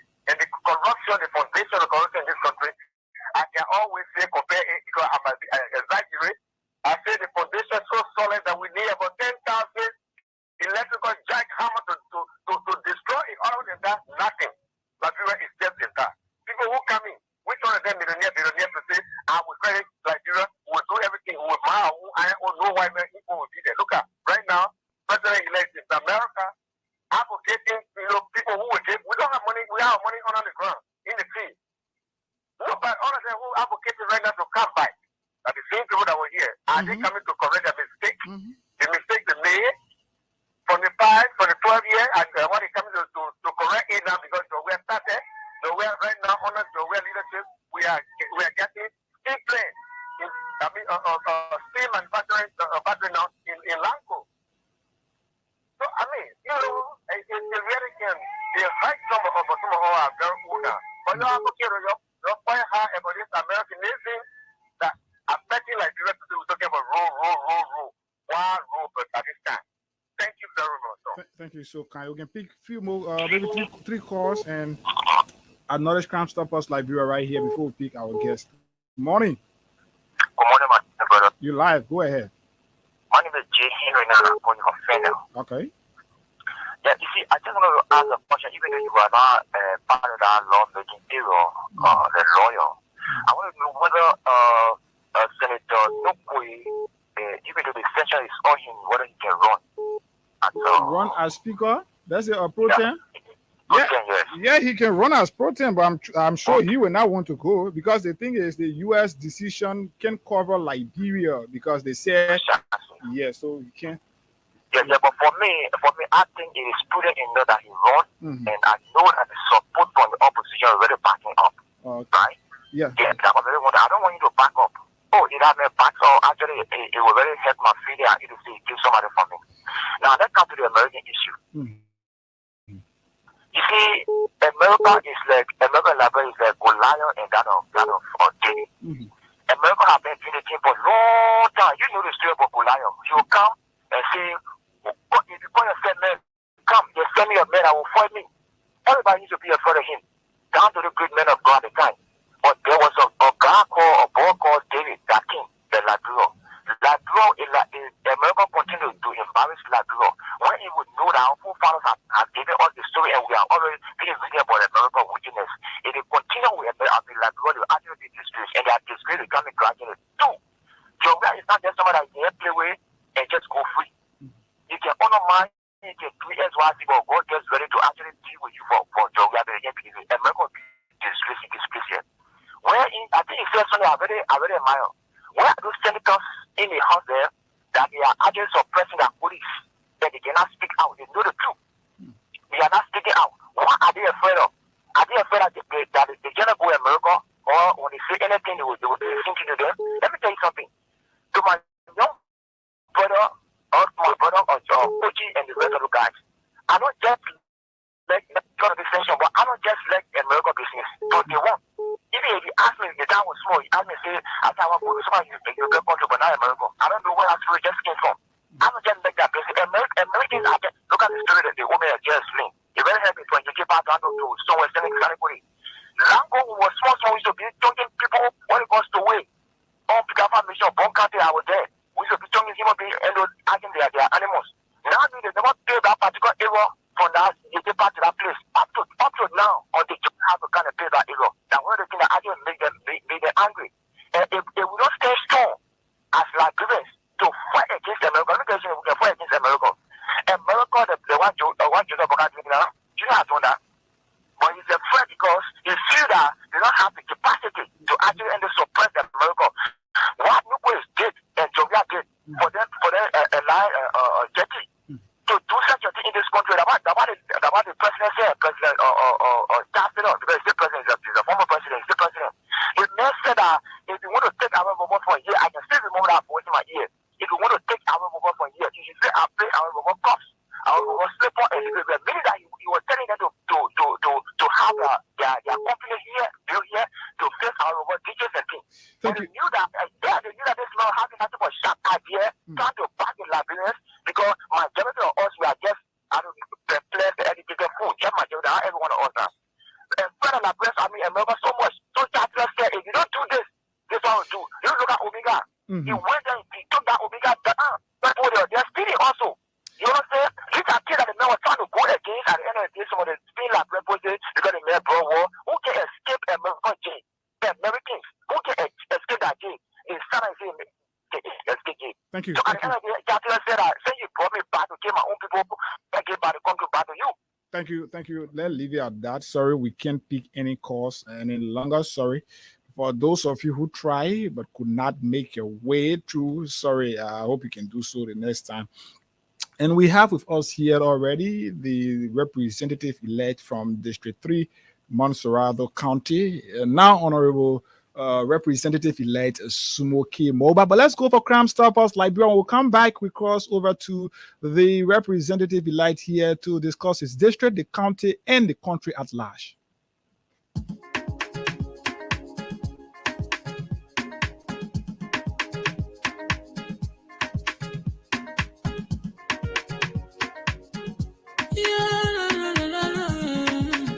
It's about music. There are crimes in many places, in every community, you know, you can see. So if you see crime, report it. Don't take law in your hands for the right authority. Then it can't take care of it. Crime Stopper here for us, bringing safety to your door. Whether you rich or you poor, if you see a human target, and I mean you cheche, do it for your safety. If you see it, don't keep it. You must call to report it. Crime Stopper, the people bringing safety to your door. Crime Stopper, stopping crime and making peace for them before. Crime Stopper Liberia, from the center to interior. Crime Stopper, keeping us safe, they're stopping crime for all of us. Crime Stopper, the people bringing safety to your door. Crime Stopper, stopping crime and making peace for them before. Crime Stopper Liberia, from the center to interior. Crime Stopper, keeping us safe, they're stopping crime for all of us. Crime Stopper Liberia is your community crime fighting partner. Don't take the law into your own hands. Remember, if you see a crime, report it. This is a message from your own self, Old Man Sam Cyan. Crime Stopper, the people bringing safety to your door. Crime Stopper, stopping crime and making peace for them before. Crime Stopper Liberia, from the center to interior. Crime Stopper, keeping us safe, they're stopping crime for all of us. Crime Stopper, the people bringing safety to your door. Crime Stopper, stopping crime and making peace for them before. Crime Stopper Liberia, from the center to interior. Crime Stopper, keeping us safe, they're stopping crime for all of us.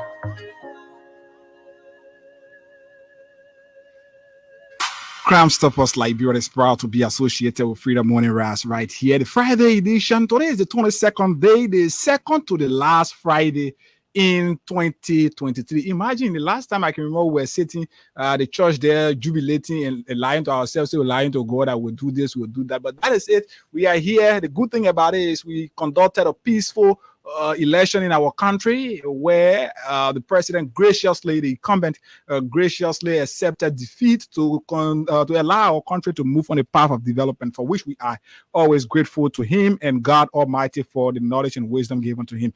So like we promised, we got with us here Montserrado County District 3 Representative elect Honorable Sumoke Moba, a very young and energetic individual, somebody who's going to meet several persons older than him, but whatever the case is, you guys will be making equal decision on that day. Good morning to you, Honorable. Welcome. Good morning, and good morning to our people out there. Yeah, good morning. Okay, so you are this young and energetic, some will say. Sorry.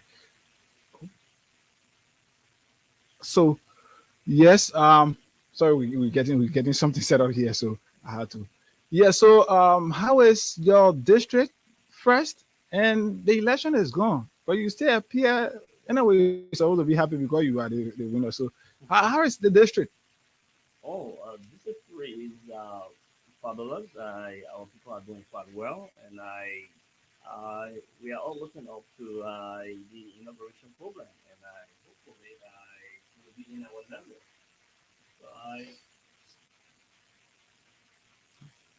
So So yes, sorry. Let's take this short break quick and do some setup quick before we can come back here this morning. Yeah.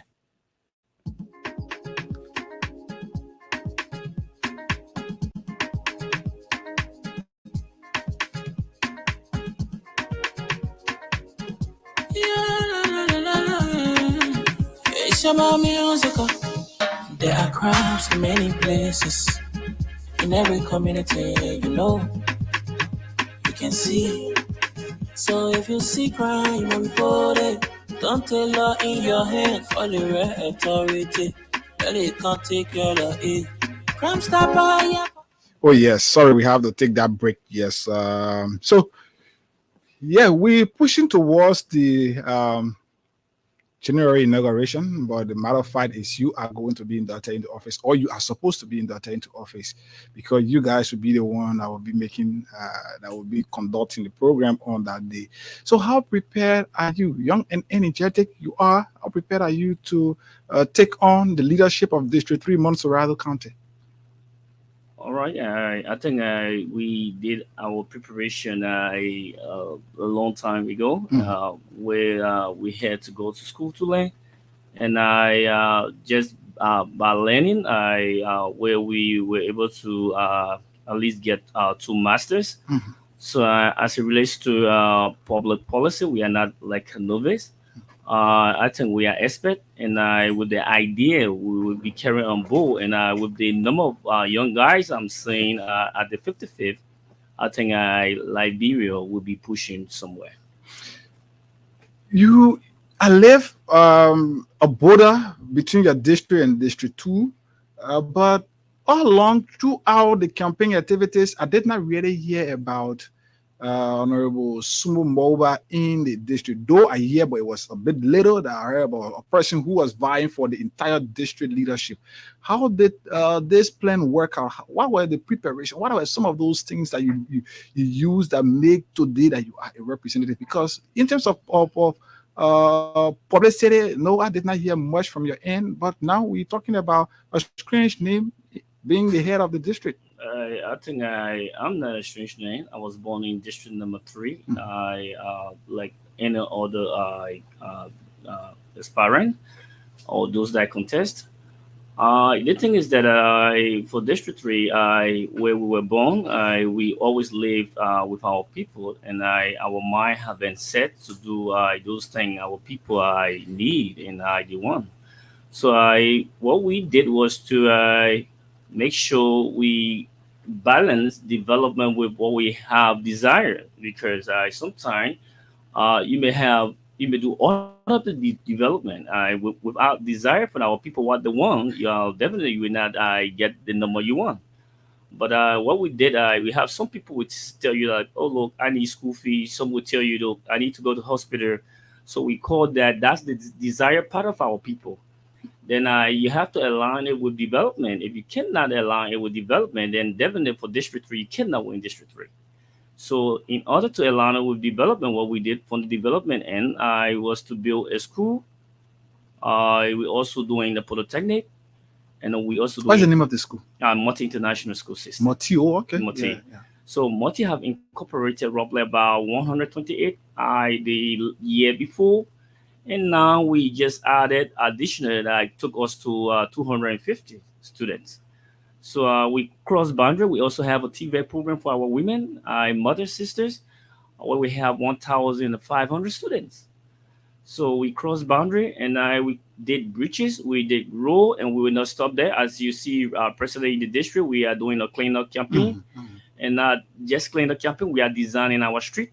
What we plan to do is what we have the supermarket. We plan sometimes go to help government, because as you know, those working in government as the legislator, our job is to help back government. So in doing that, we plan to do a design, a waterfall, hopefully by January, in the middle of where we have the park. So we try to beautify our streets. And right after that, we will be supplying water through Liberia Water Receiver to every community in our district. We make sure our people have water. And with our three pillars, we have education and agriculture to that of infrastructure. What we plan to do is to build a school, and a school that would be like a university, community college, and we also plan to build a hospital, and to venture into agriculture for our people. Yeah. So you are going to the legislature as a new person, sitting outside the fence. When I'm sure you are a football lover, sitting out as a spectator or maybe as a substitute. There are things that you see on the field that sometimes when you go there, you have to perform those things.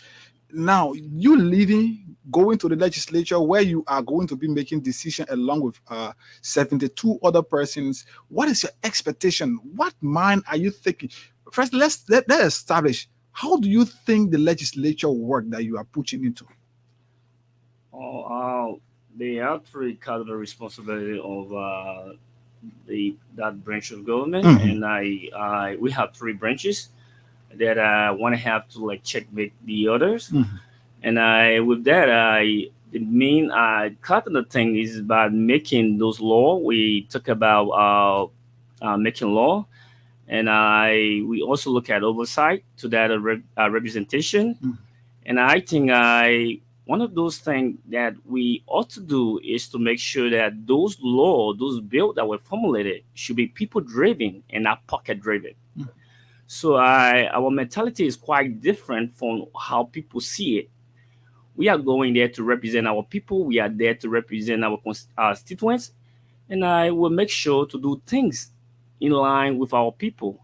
This is the reason that we went outside to land. We came back here to make sure to give back to society. And giving back to society, most often we found that I usually tell people there were so many bills that were formulated and somewhere enacted into law. And those of the bill that were enacted into law, are they people driven? No, they were all government driven. Like we look at the retirement and pension bill that was then enacted, and when you read that bill, the bill is a beautiful one. Likewise, the bill is said because let's look at the country we live in today, Liberia. How will you have a bill where you have a lawmaker receiving salary? Then at the end of the day, they're telling you that you should pension them with certain amount, and the salary received is very huge. So we are looking at, if you have something, you should be able to come back to your district and do what you can do for your people.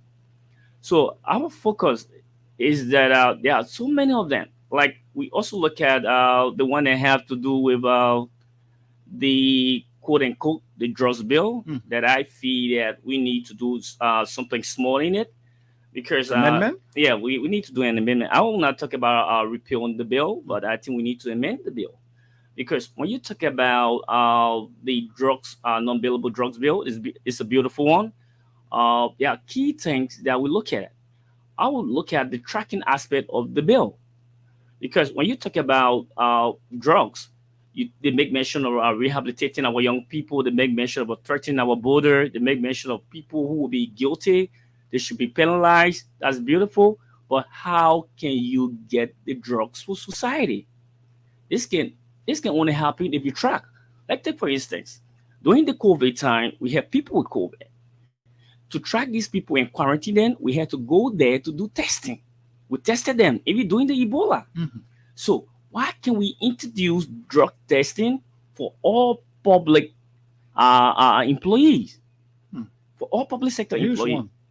It's huge, but I think it's meaningful, because I would tell people the young people are not the one that are buying drugs. They have the money, they are not working. So those that are working are the elite. How can we get to the elite? The elite are those that in the public sector. So if we can track them every 6 months by telling the bill that every 6 months, public and public sector employee should go through drugs testing. If you do that, you will know who taking in drugs. If you get them, then you know who bringing in drugs. then we will be able to handle drugs. But without that, you can do all of the rehabilitation. We saw that in the past, and still yet our young people are still on the street. So I think we will be vigorous in setting the limit as it relates to the 55th. Yeah. So, with all of what you said, they are all good things, but you are going, like I said, you're going to work with 73 others, and those 73 or 72, sorry, 72 others, those 72 might not see your decision as necessary and important. Like you're talking about the amendment of the drug law, and you're talking about also the pension benefit and other things. These are all good things. But in terms of working, you have to lobby with others. Since your election, have you been able to reach out to some of those elected, or have they been able to reach out to you? I'm sure those vying for the speakership have been able to reach out to you, but your other members who you are going to be working in line with, maybe on committees and things, have they been able to reach out to you? My brother, I'm a public sector expert, and being a public sector expert, we are people who are team players. We work along with other people. I have a lot of my guys, like I came from the African Methodist Episcopal University, where I received my bachelor in public administration. And I have guys from that institution. I have roughly about 7 of those guys from there who are part of the 55th today. And I've been talking with other guys. So the thing here, and so many young guys who are breathing. I can tell you the 53rd and the 54th will be, the 55th is different, completely different. You have people who are smart. You have people who understand the subject matter. So with that, I think I'm like listening with them, and a lot of good things will happen. But then on the other hand, I want to take a draft into what we talk about. What you talk about, the 72 guy against one. I'm not afraid of 72 against one. I always tell people, because my approach is aggressive.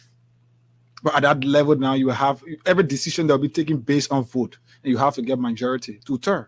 Yeah, but if I want something to happen, I have a constituents. I have the. But your constituents will not be voting. I have the people from Liberia. If you read the constitution, the people are above those elected. The people represent government. We are there to represent them.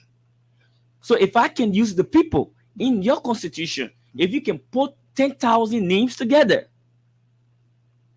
people will listen. Lawmaker will listen. The thing there is not about the 72 or the 73. It's about the Liberian people, their interest. This is what we are going for. We are people driven. And I'd like to make that clear here. We are people driven. And there are so many lawmakers I've seen today who are people driven in the 55th. You are not the first person saying all of those good things. Before you came, there were lawmakers elected in the very district you represented, even the one outgoing, CB Bashir. There were lawmakers in this country who said similar thing as you are saying. My brother, there are attributes of lawmaker. Some lawmakers are pockets lawmaker. They were eloquent as you are. They were educated as you are. Some were young and energetic as you are. But Liberians still branded the legislature as the problem of the Liberian people. Let me say this to you, right? I'm saying this because I trust my colleagues and I trust myself. Then we have the issue. When you are looking at an individual, we look at attributes. One can sit on the radio and say a whole lot of good things, but it depends with the individual, the charisma within, the zest within to accomplish what he has said. So my thing here is, I'm one person that is people driven and not pocket driven. I have established myself over the time. This is the reason I told people in my district, don't vote broke lawmakers, don't vote broke aspirants, right? Because if you vote them before the pocket get filled, they will not cater to you. They need to fill the pocket first before they cater to their people. Some lawmaker may not have house. They need to build house. Some lawmaker may not have run good cars. They need to ride good cars. But from the past, I established myself before going there. And I'm one person from the Christian background. I stand by my word. We got pastors in the legislature. I'm not a pastor. But I told you from you are from the Christian background, but there are pastors at the legislature who preach the word of God, but still things is not working. there are so many. Even in the Bible said that it will come to a time. So then that should not be a criteria for which you think better things should come from out of legislature, especially going into a new government. The criteria said is that we should have people who are should have lawmakers, legislators who are people driven. And I'm one of those guys who are people driven. That's the bottom line. So saying that you should not vote book lawmakers, you should vote people who have prepared themselves. It's after the election now. Yeah, so it's after the election now. Yeah, but I would like to take you. I would like to take you back because the legislature you are entering, the Liberian, the lower house you are entering to, even the upper house. There is this always noise coming out of the dishing out of 30K. Are you going to be one of those who will accept or reject the 30K in case you are given? No, you should understand the public policy aspect of it. The 30K have been for legislative engagement. Many times they are not being used for that. My brother, the 30K are for legislative engagement. Legislative engagement happen to do with your district, right? I have planned to build a college. I have planned to build a hospital. How do you think we will get the for the district for the district? For the district, not in your own name. Oh, my brother, I got my own school. I got my own university. I'm doing my own hospital. So I need nothing in my own name. I did that then because I wanted to back myself to be strong enough to engage things in this country.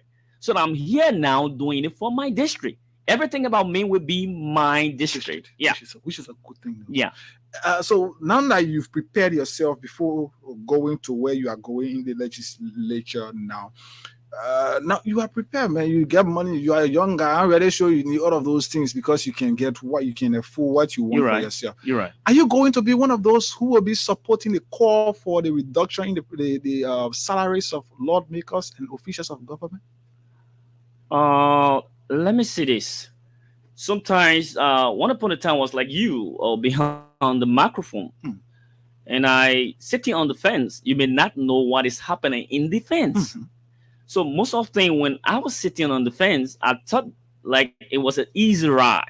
But I can tell you today, I have few experience now as it relates to the house. When I came outside this morning, my entire gate was very packed. Okay. With a lot of people. So you've not entered it every day. We give our money. We are there to satisfy desire. Any lawmaker that will not satisfy desire of his people, he'll be wasting time.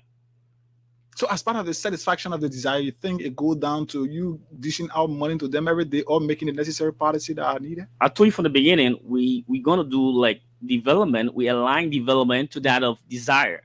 You involve in the human capacity building. Yeah. Which is a good thing that can help to earn something for themselves. Infrastructure, I'm into it too, right? So if you cannot satisfy or align development to that of desire, trust me, 2029 will be a different ballgame. You'll be out. So you think that's liberal politics. You think the salary of lawmakers should be even increased because of why you go into? I'm not saying it should be increased. I think it's sufficient enough because I will not know how it's like for other lawmakers. But for my case, it's not an easy game. You have people you have to send to hospital. You have people you got to pay scholarship, right? Like I have 250 students that I'm catering to for scholarship in the district. That's a huge university level, high school and university. Okay, that's a huge amount, and people stay coming. They keep coming, asking for scholarship. If you cannot do that, people like, oh, they may build this.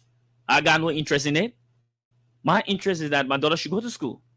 Some will tell you that my only interest is to get married. I need the money for you to get married. You have to satisfy it. But most often you hear them, we are there, we're placed there to do law. We're there to formulate bills and enact it into law. That's our job. That's not it. We also are responsible to that of your representation.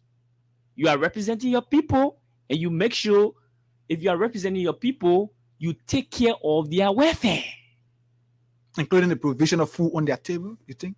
Not the provision of food on their table. Create the room where they can get it.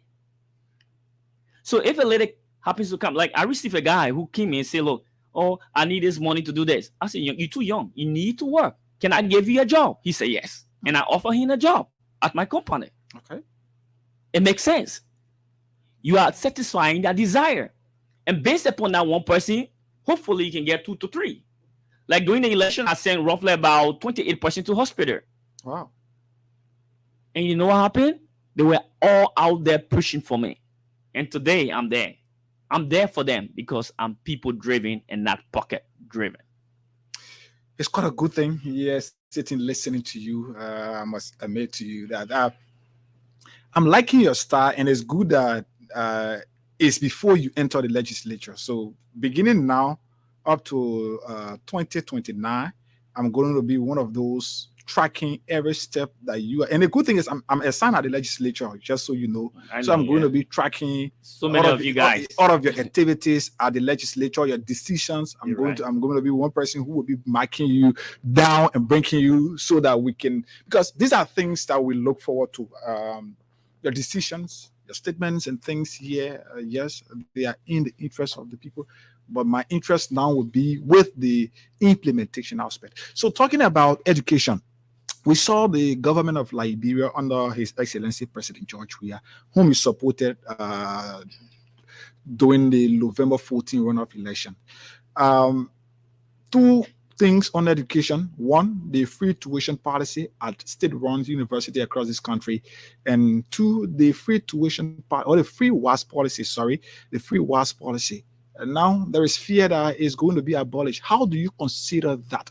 If you were at the legislature by then, were you going to vote to ensure that it's legislated so that it can form a part of the country's endeavor to ensure that students are given free education?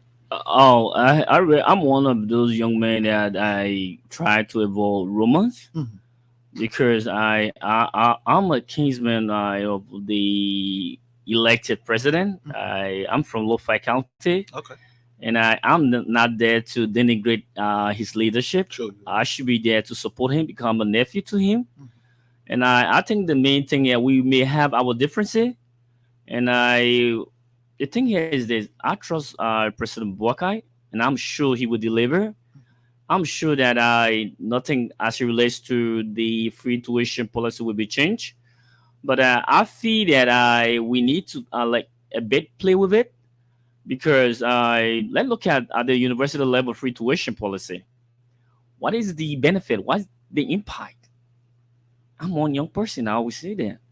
Because if you have a lot of young guys, we are already living our future. Most of those at the university, we are living our future. Right. And there is no future. Our entire future is messed up. So if I'm here on my verse, I would like to appeal that we repeal that identical policy and send it down to the kindergarten level, the primary level for our kids, because the foundation, a solid foundation for a better country depends on the younger generation. You're right. And the younger generation having to do with our kids. So if you have all of our kids in Liberia going to free school, where government can subsidize those private institutions, you are building a better future in 10 years.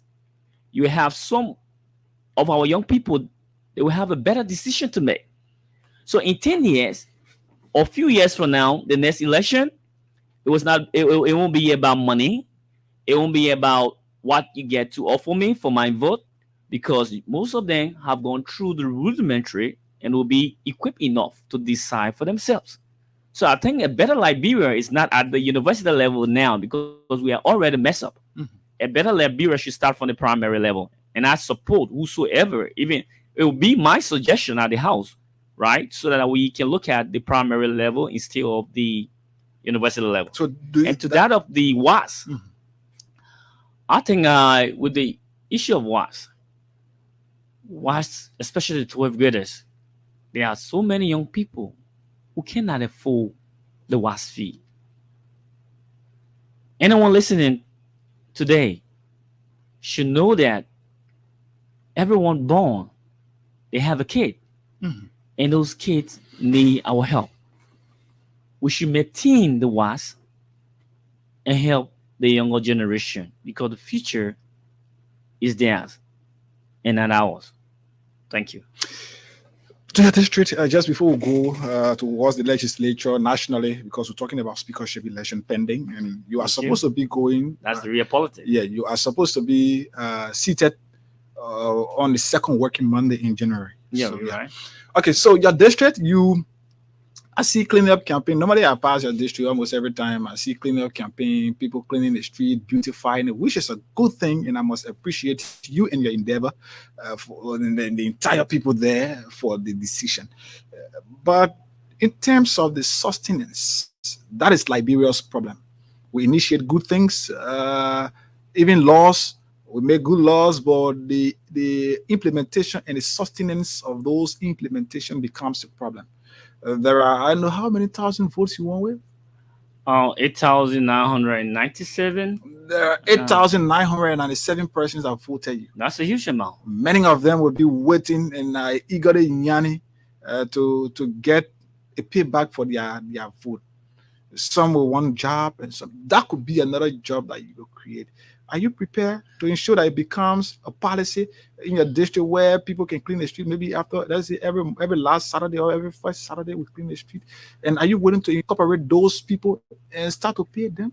Yeah, I have roughly like let's take for example the Painesville City Corporation that has the phone sharing duty to take care of the sanitary aspect of our district to that of other district for other districts. But I think we have to look at it in a different way. That I'm gonna give a proposal. I will work along with the rest of the 5 districts that is within the city, municipal something. The thing here is this: you cannot have the city mayor taking care of that. You have 5 districts. 5 districts. When you do your calculation, we're talking about roughly 400 to 600,000 people. That's a huge amount. Can an entity take care of the entire 5 districts? No. So we would like to suggest this time around that every district be responsible for her own cleaning instead of the city. The city may have other aspects. The city pass around and take money, right? Municipal taxes as it relates to city cleaning. But then everywhere you pass, you got dirt all around. Always frustrated when I pass red lights. Yeah. In my district, we have 11 communities, 52 blocks. Can the entity take care of all of those blocks? It's very much impossible.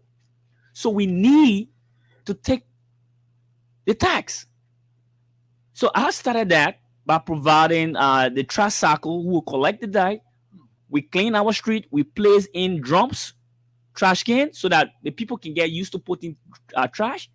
I'm discussing today by 2 o'clock with the District Development Council with all block leaders. We will start to tax people who dirty our street. We cannot clean the street and there is no law banning that or maybe supporting that, and somebody could take you to national authority for trying to impose on them something that is not legal. No, the thing is this: we have every law granted, right? But we have community laws. We have a resolution that was put together that the community should abide by. We have a constitution for the District Development Council. We have a constitution for every block in our community.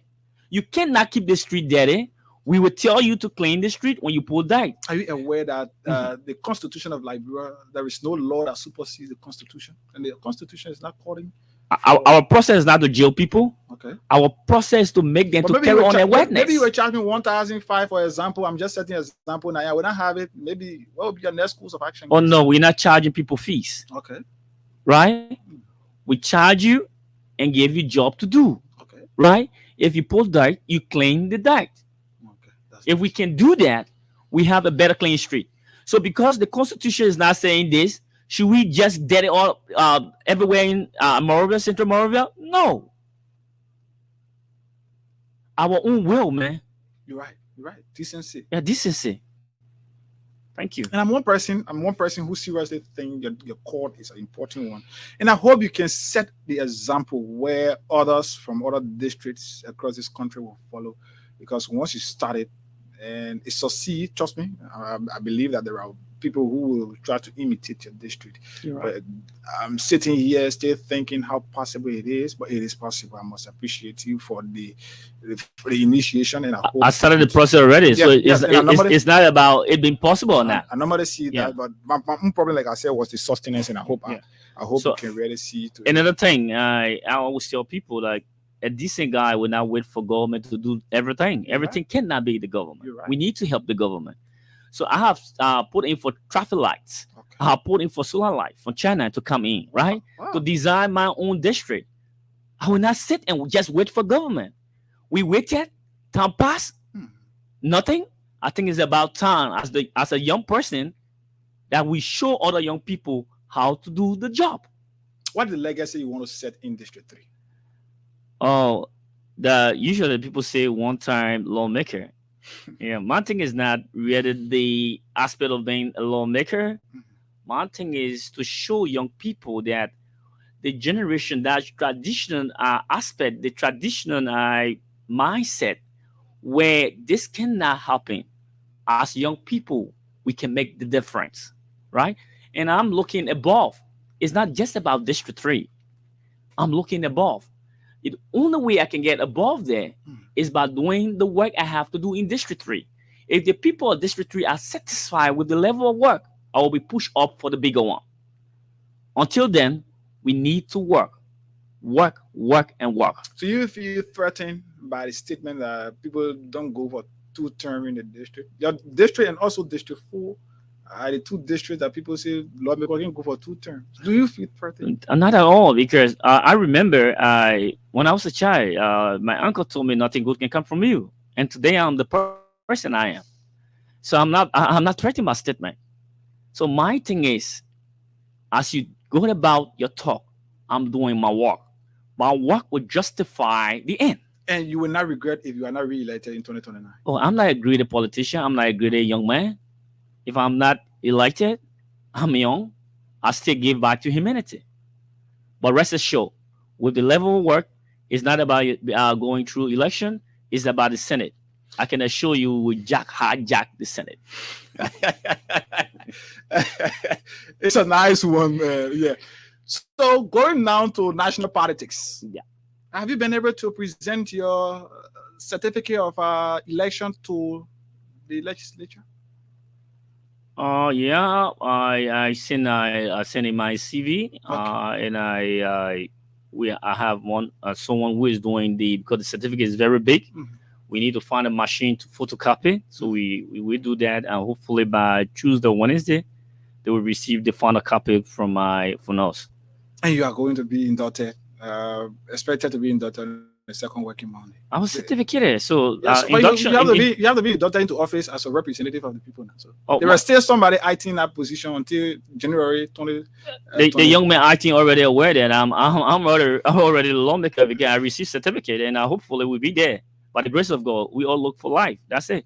Have you been receiving calls from those vying to be Speaker of the House or maybe Deputy Speaker of the House? Yeah, we receive a lot of calls, and I call from all in, and I receive call from Richie Kona. I also receive call from my Kofa, Afonati Kofa. I receive call from my lot of other guys like Meman Bridge. I receive call from my Honorable Fala. And I took roughly like a month to go through the evaluation process. I did my own assessment, and I'm not moved by what people think. Mm-hmm. The thing here is that what people think, what majority thinks, is like sometimes the wrong thing. I have to do my own evaluation for what I have learned, what I have went to school for, what I have been taught, and make my decision. And I base upon that usually.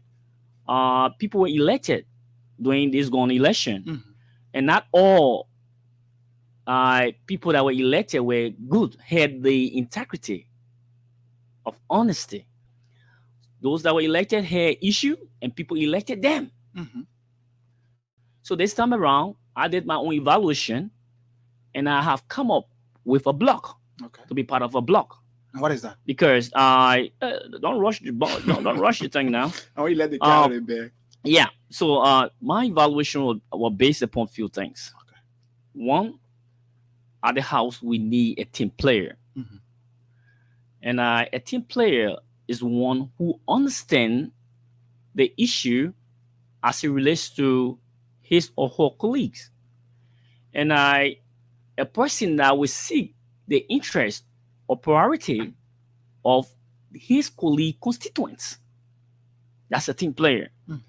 And not just only that, being a speaker, we need someone who understands the issue of public procedure, right? Parliamentary procedure. And parliamentary procedure will be in two forms, the ordinary and the specialized parliamentary procedure, legislative parliamentary procedures. And I have gone through my evaluation with that. Then we also need someone, not just the parliamentary procedure, who is resilient. And I've seen that person. You know, I try to do my own test in different ways. And some will say, oh, go for the paper because the paper win. No, let me tell you something. There are 3 branches of government. We always make the mistake in Liberia. I'm a public policy expert. That's the mistake every time I notice. The executive branch, the judiciary, and the legislative. So we always put the executive in power and make sure to put someone from the same party in power as it relates to the speakership, which is wrong. The 3 branches of government, we should have something we call check and balance. If you place someone at the legislative branch of government who is in line, who is from the party of the executive branch of government, it's like the executive branch of government can do anything. You get in too much power. And that person from the speaker will be in the pocket of the president. As an expert, for me, I say no to that. If I want to balance government, I should take different political party. It should be the opposition who should be in power to checkmate the executive branch of government for the other political party. So with that, I have come to say today, I give my support to Honorable Fonati Kofa, who is not just a lawmaker, who is people-driven, who is like a big brother who I can find myself in. Let me get this clear to my district. I know my district is Unity Party district. I'm doing these things in the interest of the people of District 3. Give me a chance. You elected me. You trusted me. Give me a chance to do my work. It's better to be somewhere where you can be able to move and float than to be in a place where they will step on you. Because the thing here, there, you may not understand. It's about the old order and the new order.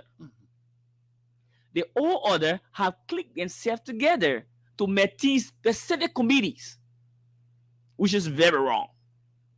And the new order, the new order is governed by Honorable Fonati Kofa, where you have 18 independent candidates.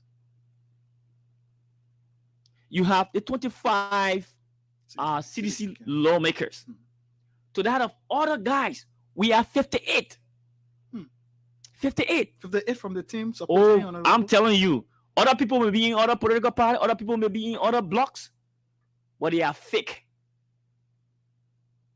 They are fake. I'm telling you what is in there. Money can play at the end of that election. Money can play. We can see things happening later. Money can buy me. Not you specifically now, but you're talking about 58 others. Maybe we could be hearing that 30 will be dish out money too, and you could hear that maybe 30 left the team, and you're talking about 28.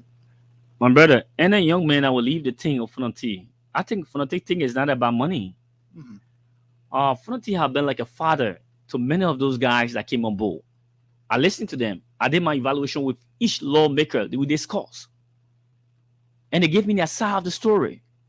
To get them on board of another block is difficult. You can't get them. So you need a teamwork. Fonati team is like a team. You cannot penetrate. You penetrate, you're wasting your time. I can assure you, Fonati, mark my word today, is the next speaker for the 55th legislature. What about a deputy speaker's position? You need somebody who will work along with Fonati to ensure that the workings of the legislature is done in a smooth manner. That's a holistic issue. I'm doing my studies with the deputy you've not speaker. decided on it. Yeah, because we have some guys, they are all good guys. We have the legs of Belete, we have the legs of Tomo Fala, my big brother. We have the legs of Mema Grease, we have the legs of the other guys. But I think we will do our study. We'll get to you at the appropriate time, right? And you're laughing. No, I'm yeah, at the appropriate time, the most appropriate time, we'll get to you and let you know our deputy speaker. But I can give you some clue. Our deputy speaker should be someone who can understand the policy issue. Our deputy speaker should be one who knows the rudimentary of the work of the speaker. Because without the speaker, you preside as in the absence of the speaker. So there are things that you need to know. So I've been listening to other new guys who say they want to be deputy speaker. Trust me, I did enough public policy studies. Will you be going for experience? Somebody who has served the legislature, who understands the working of the legislature? Oh, this is the reason some people have issue with me. I told people that a committee should be given, the chair of a committee should be given to someone with experience, expert. And another person came with an issue. So where if you have people from all background who were elected and they haven't been in school, so how will you get it out? So I said, okay, it was qualification as it relates to experience. Let's take for example, you have two ladies who selling Billabong.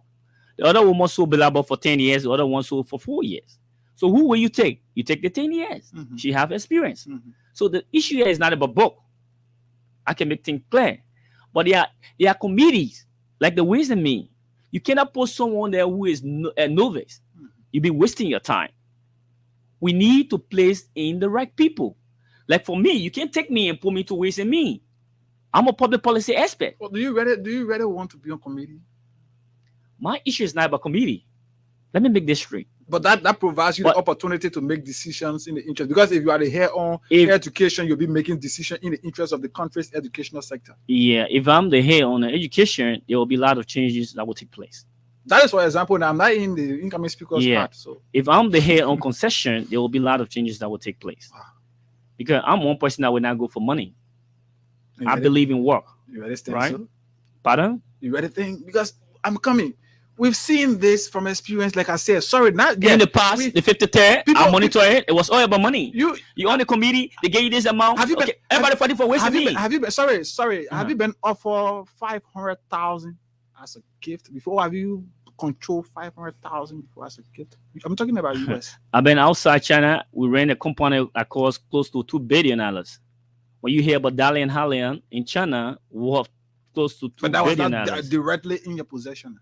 It's not about it being. You are going to be dealing with companies. It's not about it being in my possession. It have to do with honesty. Money that is not yours, avoid. Just before we go to the lines, let's discuss this. I like yeah. We're talking about two things here: the outgoing government and the incoming government. Yeah, you supported President Weah's re-election in November. It did not work the way we all thought.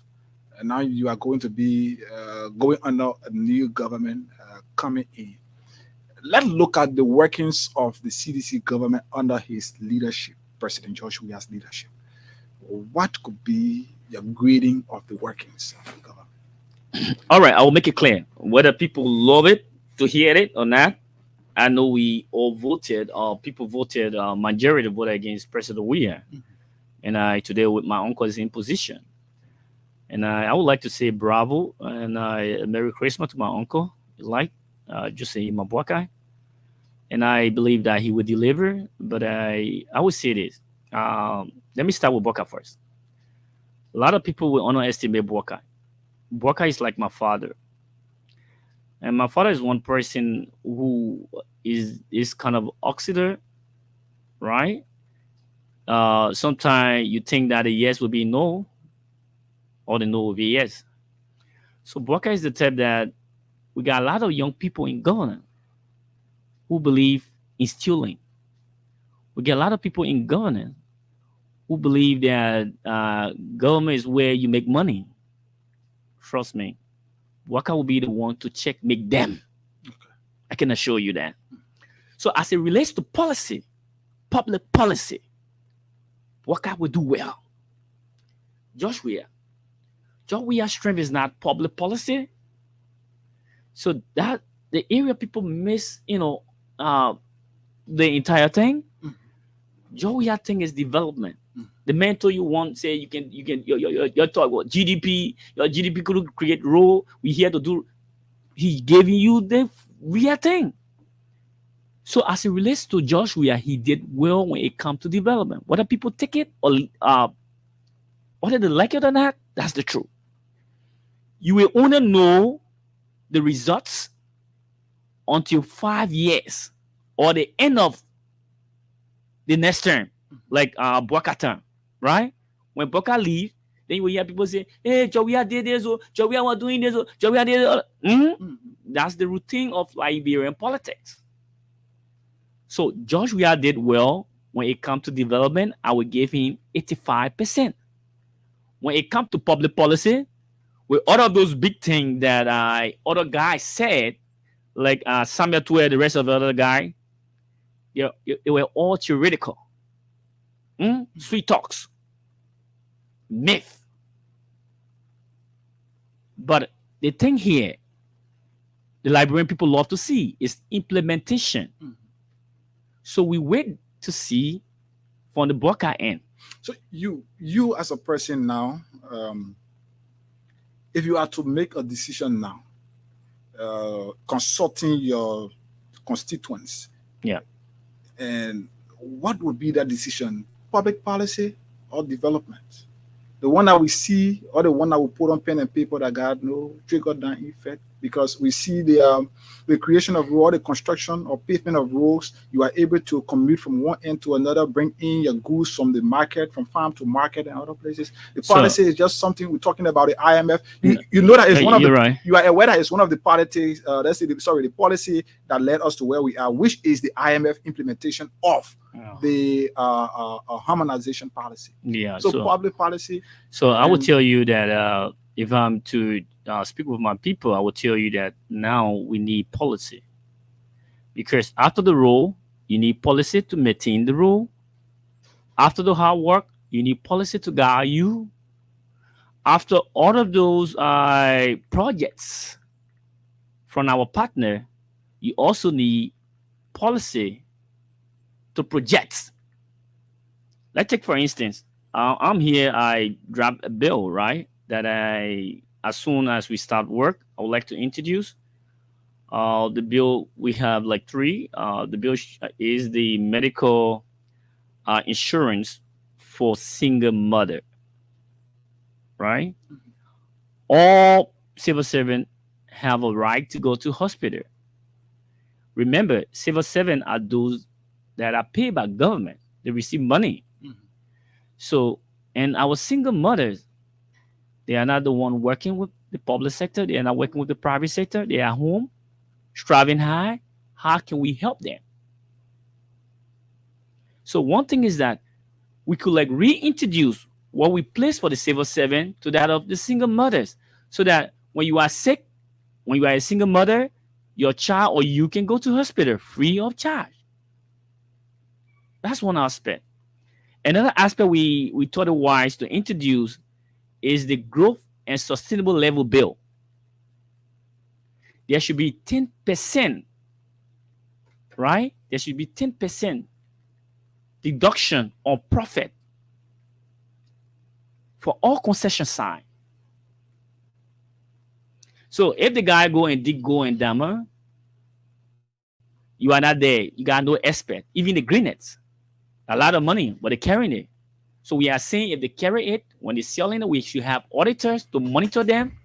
After the sale of it, we level 10% against the profit and bring it back to our country. There are so many things we wish to talk about, but because of time and I have another engagement, I would like to say I will stop here, but there are other issues. Hopefully, you call me, we can discuss. Yes, so that is the good thing. We hope you can. This is a place open to you by mandate from our chief executive officer and the director general here. Wow. We are open to the public, and we hope that you make use of this to communicate with your people, because mind you now, you will not be able to engage everyone at the same time, but sitting here, they can be sitting everywhere and listening to you. So we can just pick few calls on 0776 104 104, 0776 104 104. You listen to the voice of the representative elect from District 3, Monserrado County. Yes, all of those great things he has said. We hope that the implementation can be a successful one from his end. Yeah, that's my own problem, because looking at the workings from that end. 0776 104 104, 0886 500 104, or if you are there in the diaspora and following us online, you can call us on +231 776 104 104 right here. Let's pick this first caller. Good morning. Hello. Good morning. Good morning. You're live. Go ahead. Yeah, my name is Prince Tito. I do join you from back there, District 13. Okay. Yeah, the lawmaker in the studio there, I want to say congratulations to him there. I heard a voice this morning. Yeah, he sounds so sweet, and I enjoy him. He's a young man, good working man. Mm-hmm. I want to say thank you to him for his support to Honorable Flante Kofa. Mm-hmm. Yeah, that's what I wanted to say. So, lawmaker, I want to say good morning to you there, and happy Christmas and happy New Year. Thank you. Wish you the same. Okay, let's pick this one. Good morning. Hello. You're live. Go ahead. Yeah, okay. First I call when I run red left to the north. Yeah. Okay. Oh, okay. Yeah, okay. Thank you for inviting a young honorable man. Myself, I'm around District 4. I can go in District 3. Okay. I think it's working. But you see, such charismatic people and patriotic people, there are something that can stop them. When they enter the house, there is something there. And I think it's what we all are calling upon Liberians to rally around. There is a place in this place called U.S. Embassy. All sorts of call always coming from there. They come with all kind of fraternity and all kind of things to like hold this country down. So Liberian, if you listen to me, I'm an original Mana man. I call from District number 4. Listen to my call. Let us rally around. Rise up the Mali did against the American people. We're not rising out in a negative way, but we're rising out to tell them that this is our independent country and our sovereign state. They should stop controlling and pulling us around. They should stop pushing us around. Thank you. The French are going out of Mali. Thank you for affording me the time. Thank you. 0776 104 104, 0776 104 104, 886 500 104. ID numbers. You can call us on right here. Good morning. Yeah. You live. Good morning. Go ahead. Thank you so kindly this morning. All right, by the word of introduction, I'm using a call for my car resident this morning. So that is my point. I think I'm progressed. I'm frustrated this morning at the way your student girl bring in some arguments, some objection. I hear you saying that when you get out of the house, you will counter-argue against the free tourism policy. Excuse me? He did not say he will counter-argue against that. He did not say so. What did he say?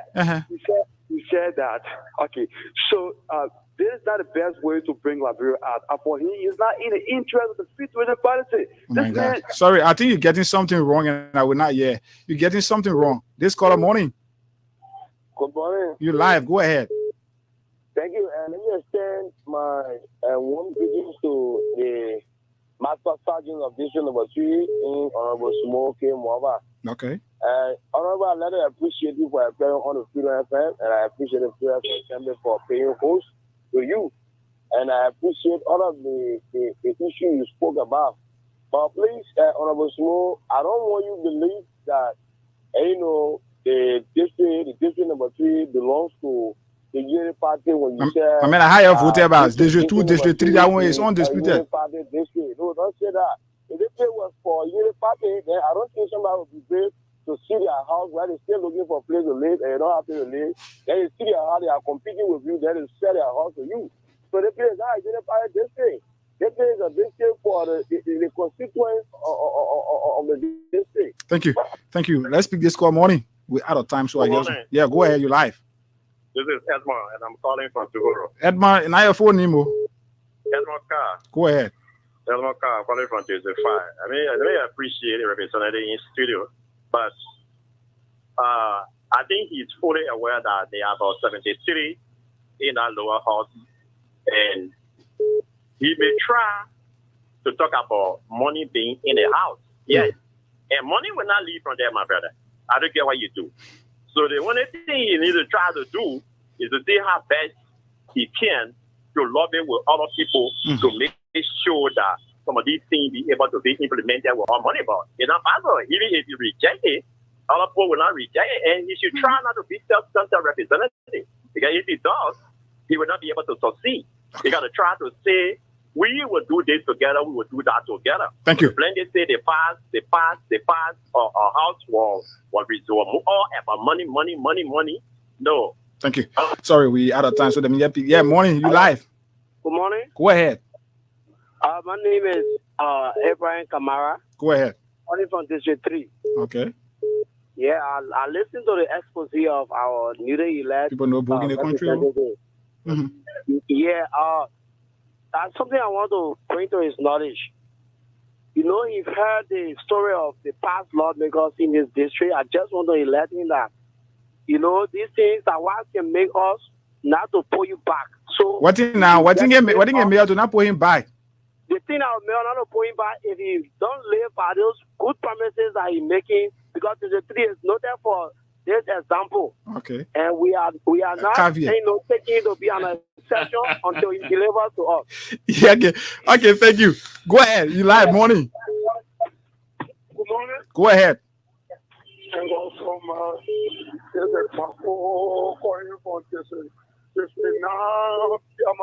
Okay.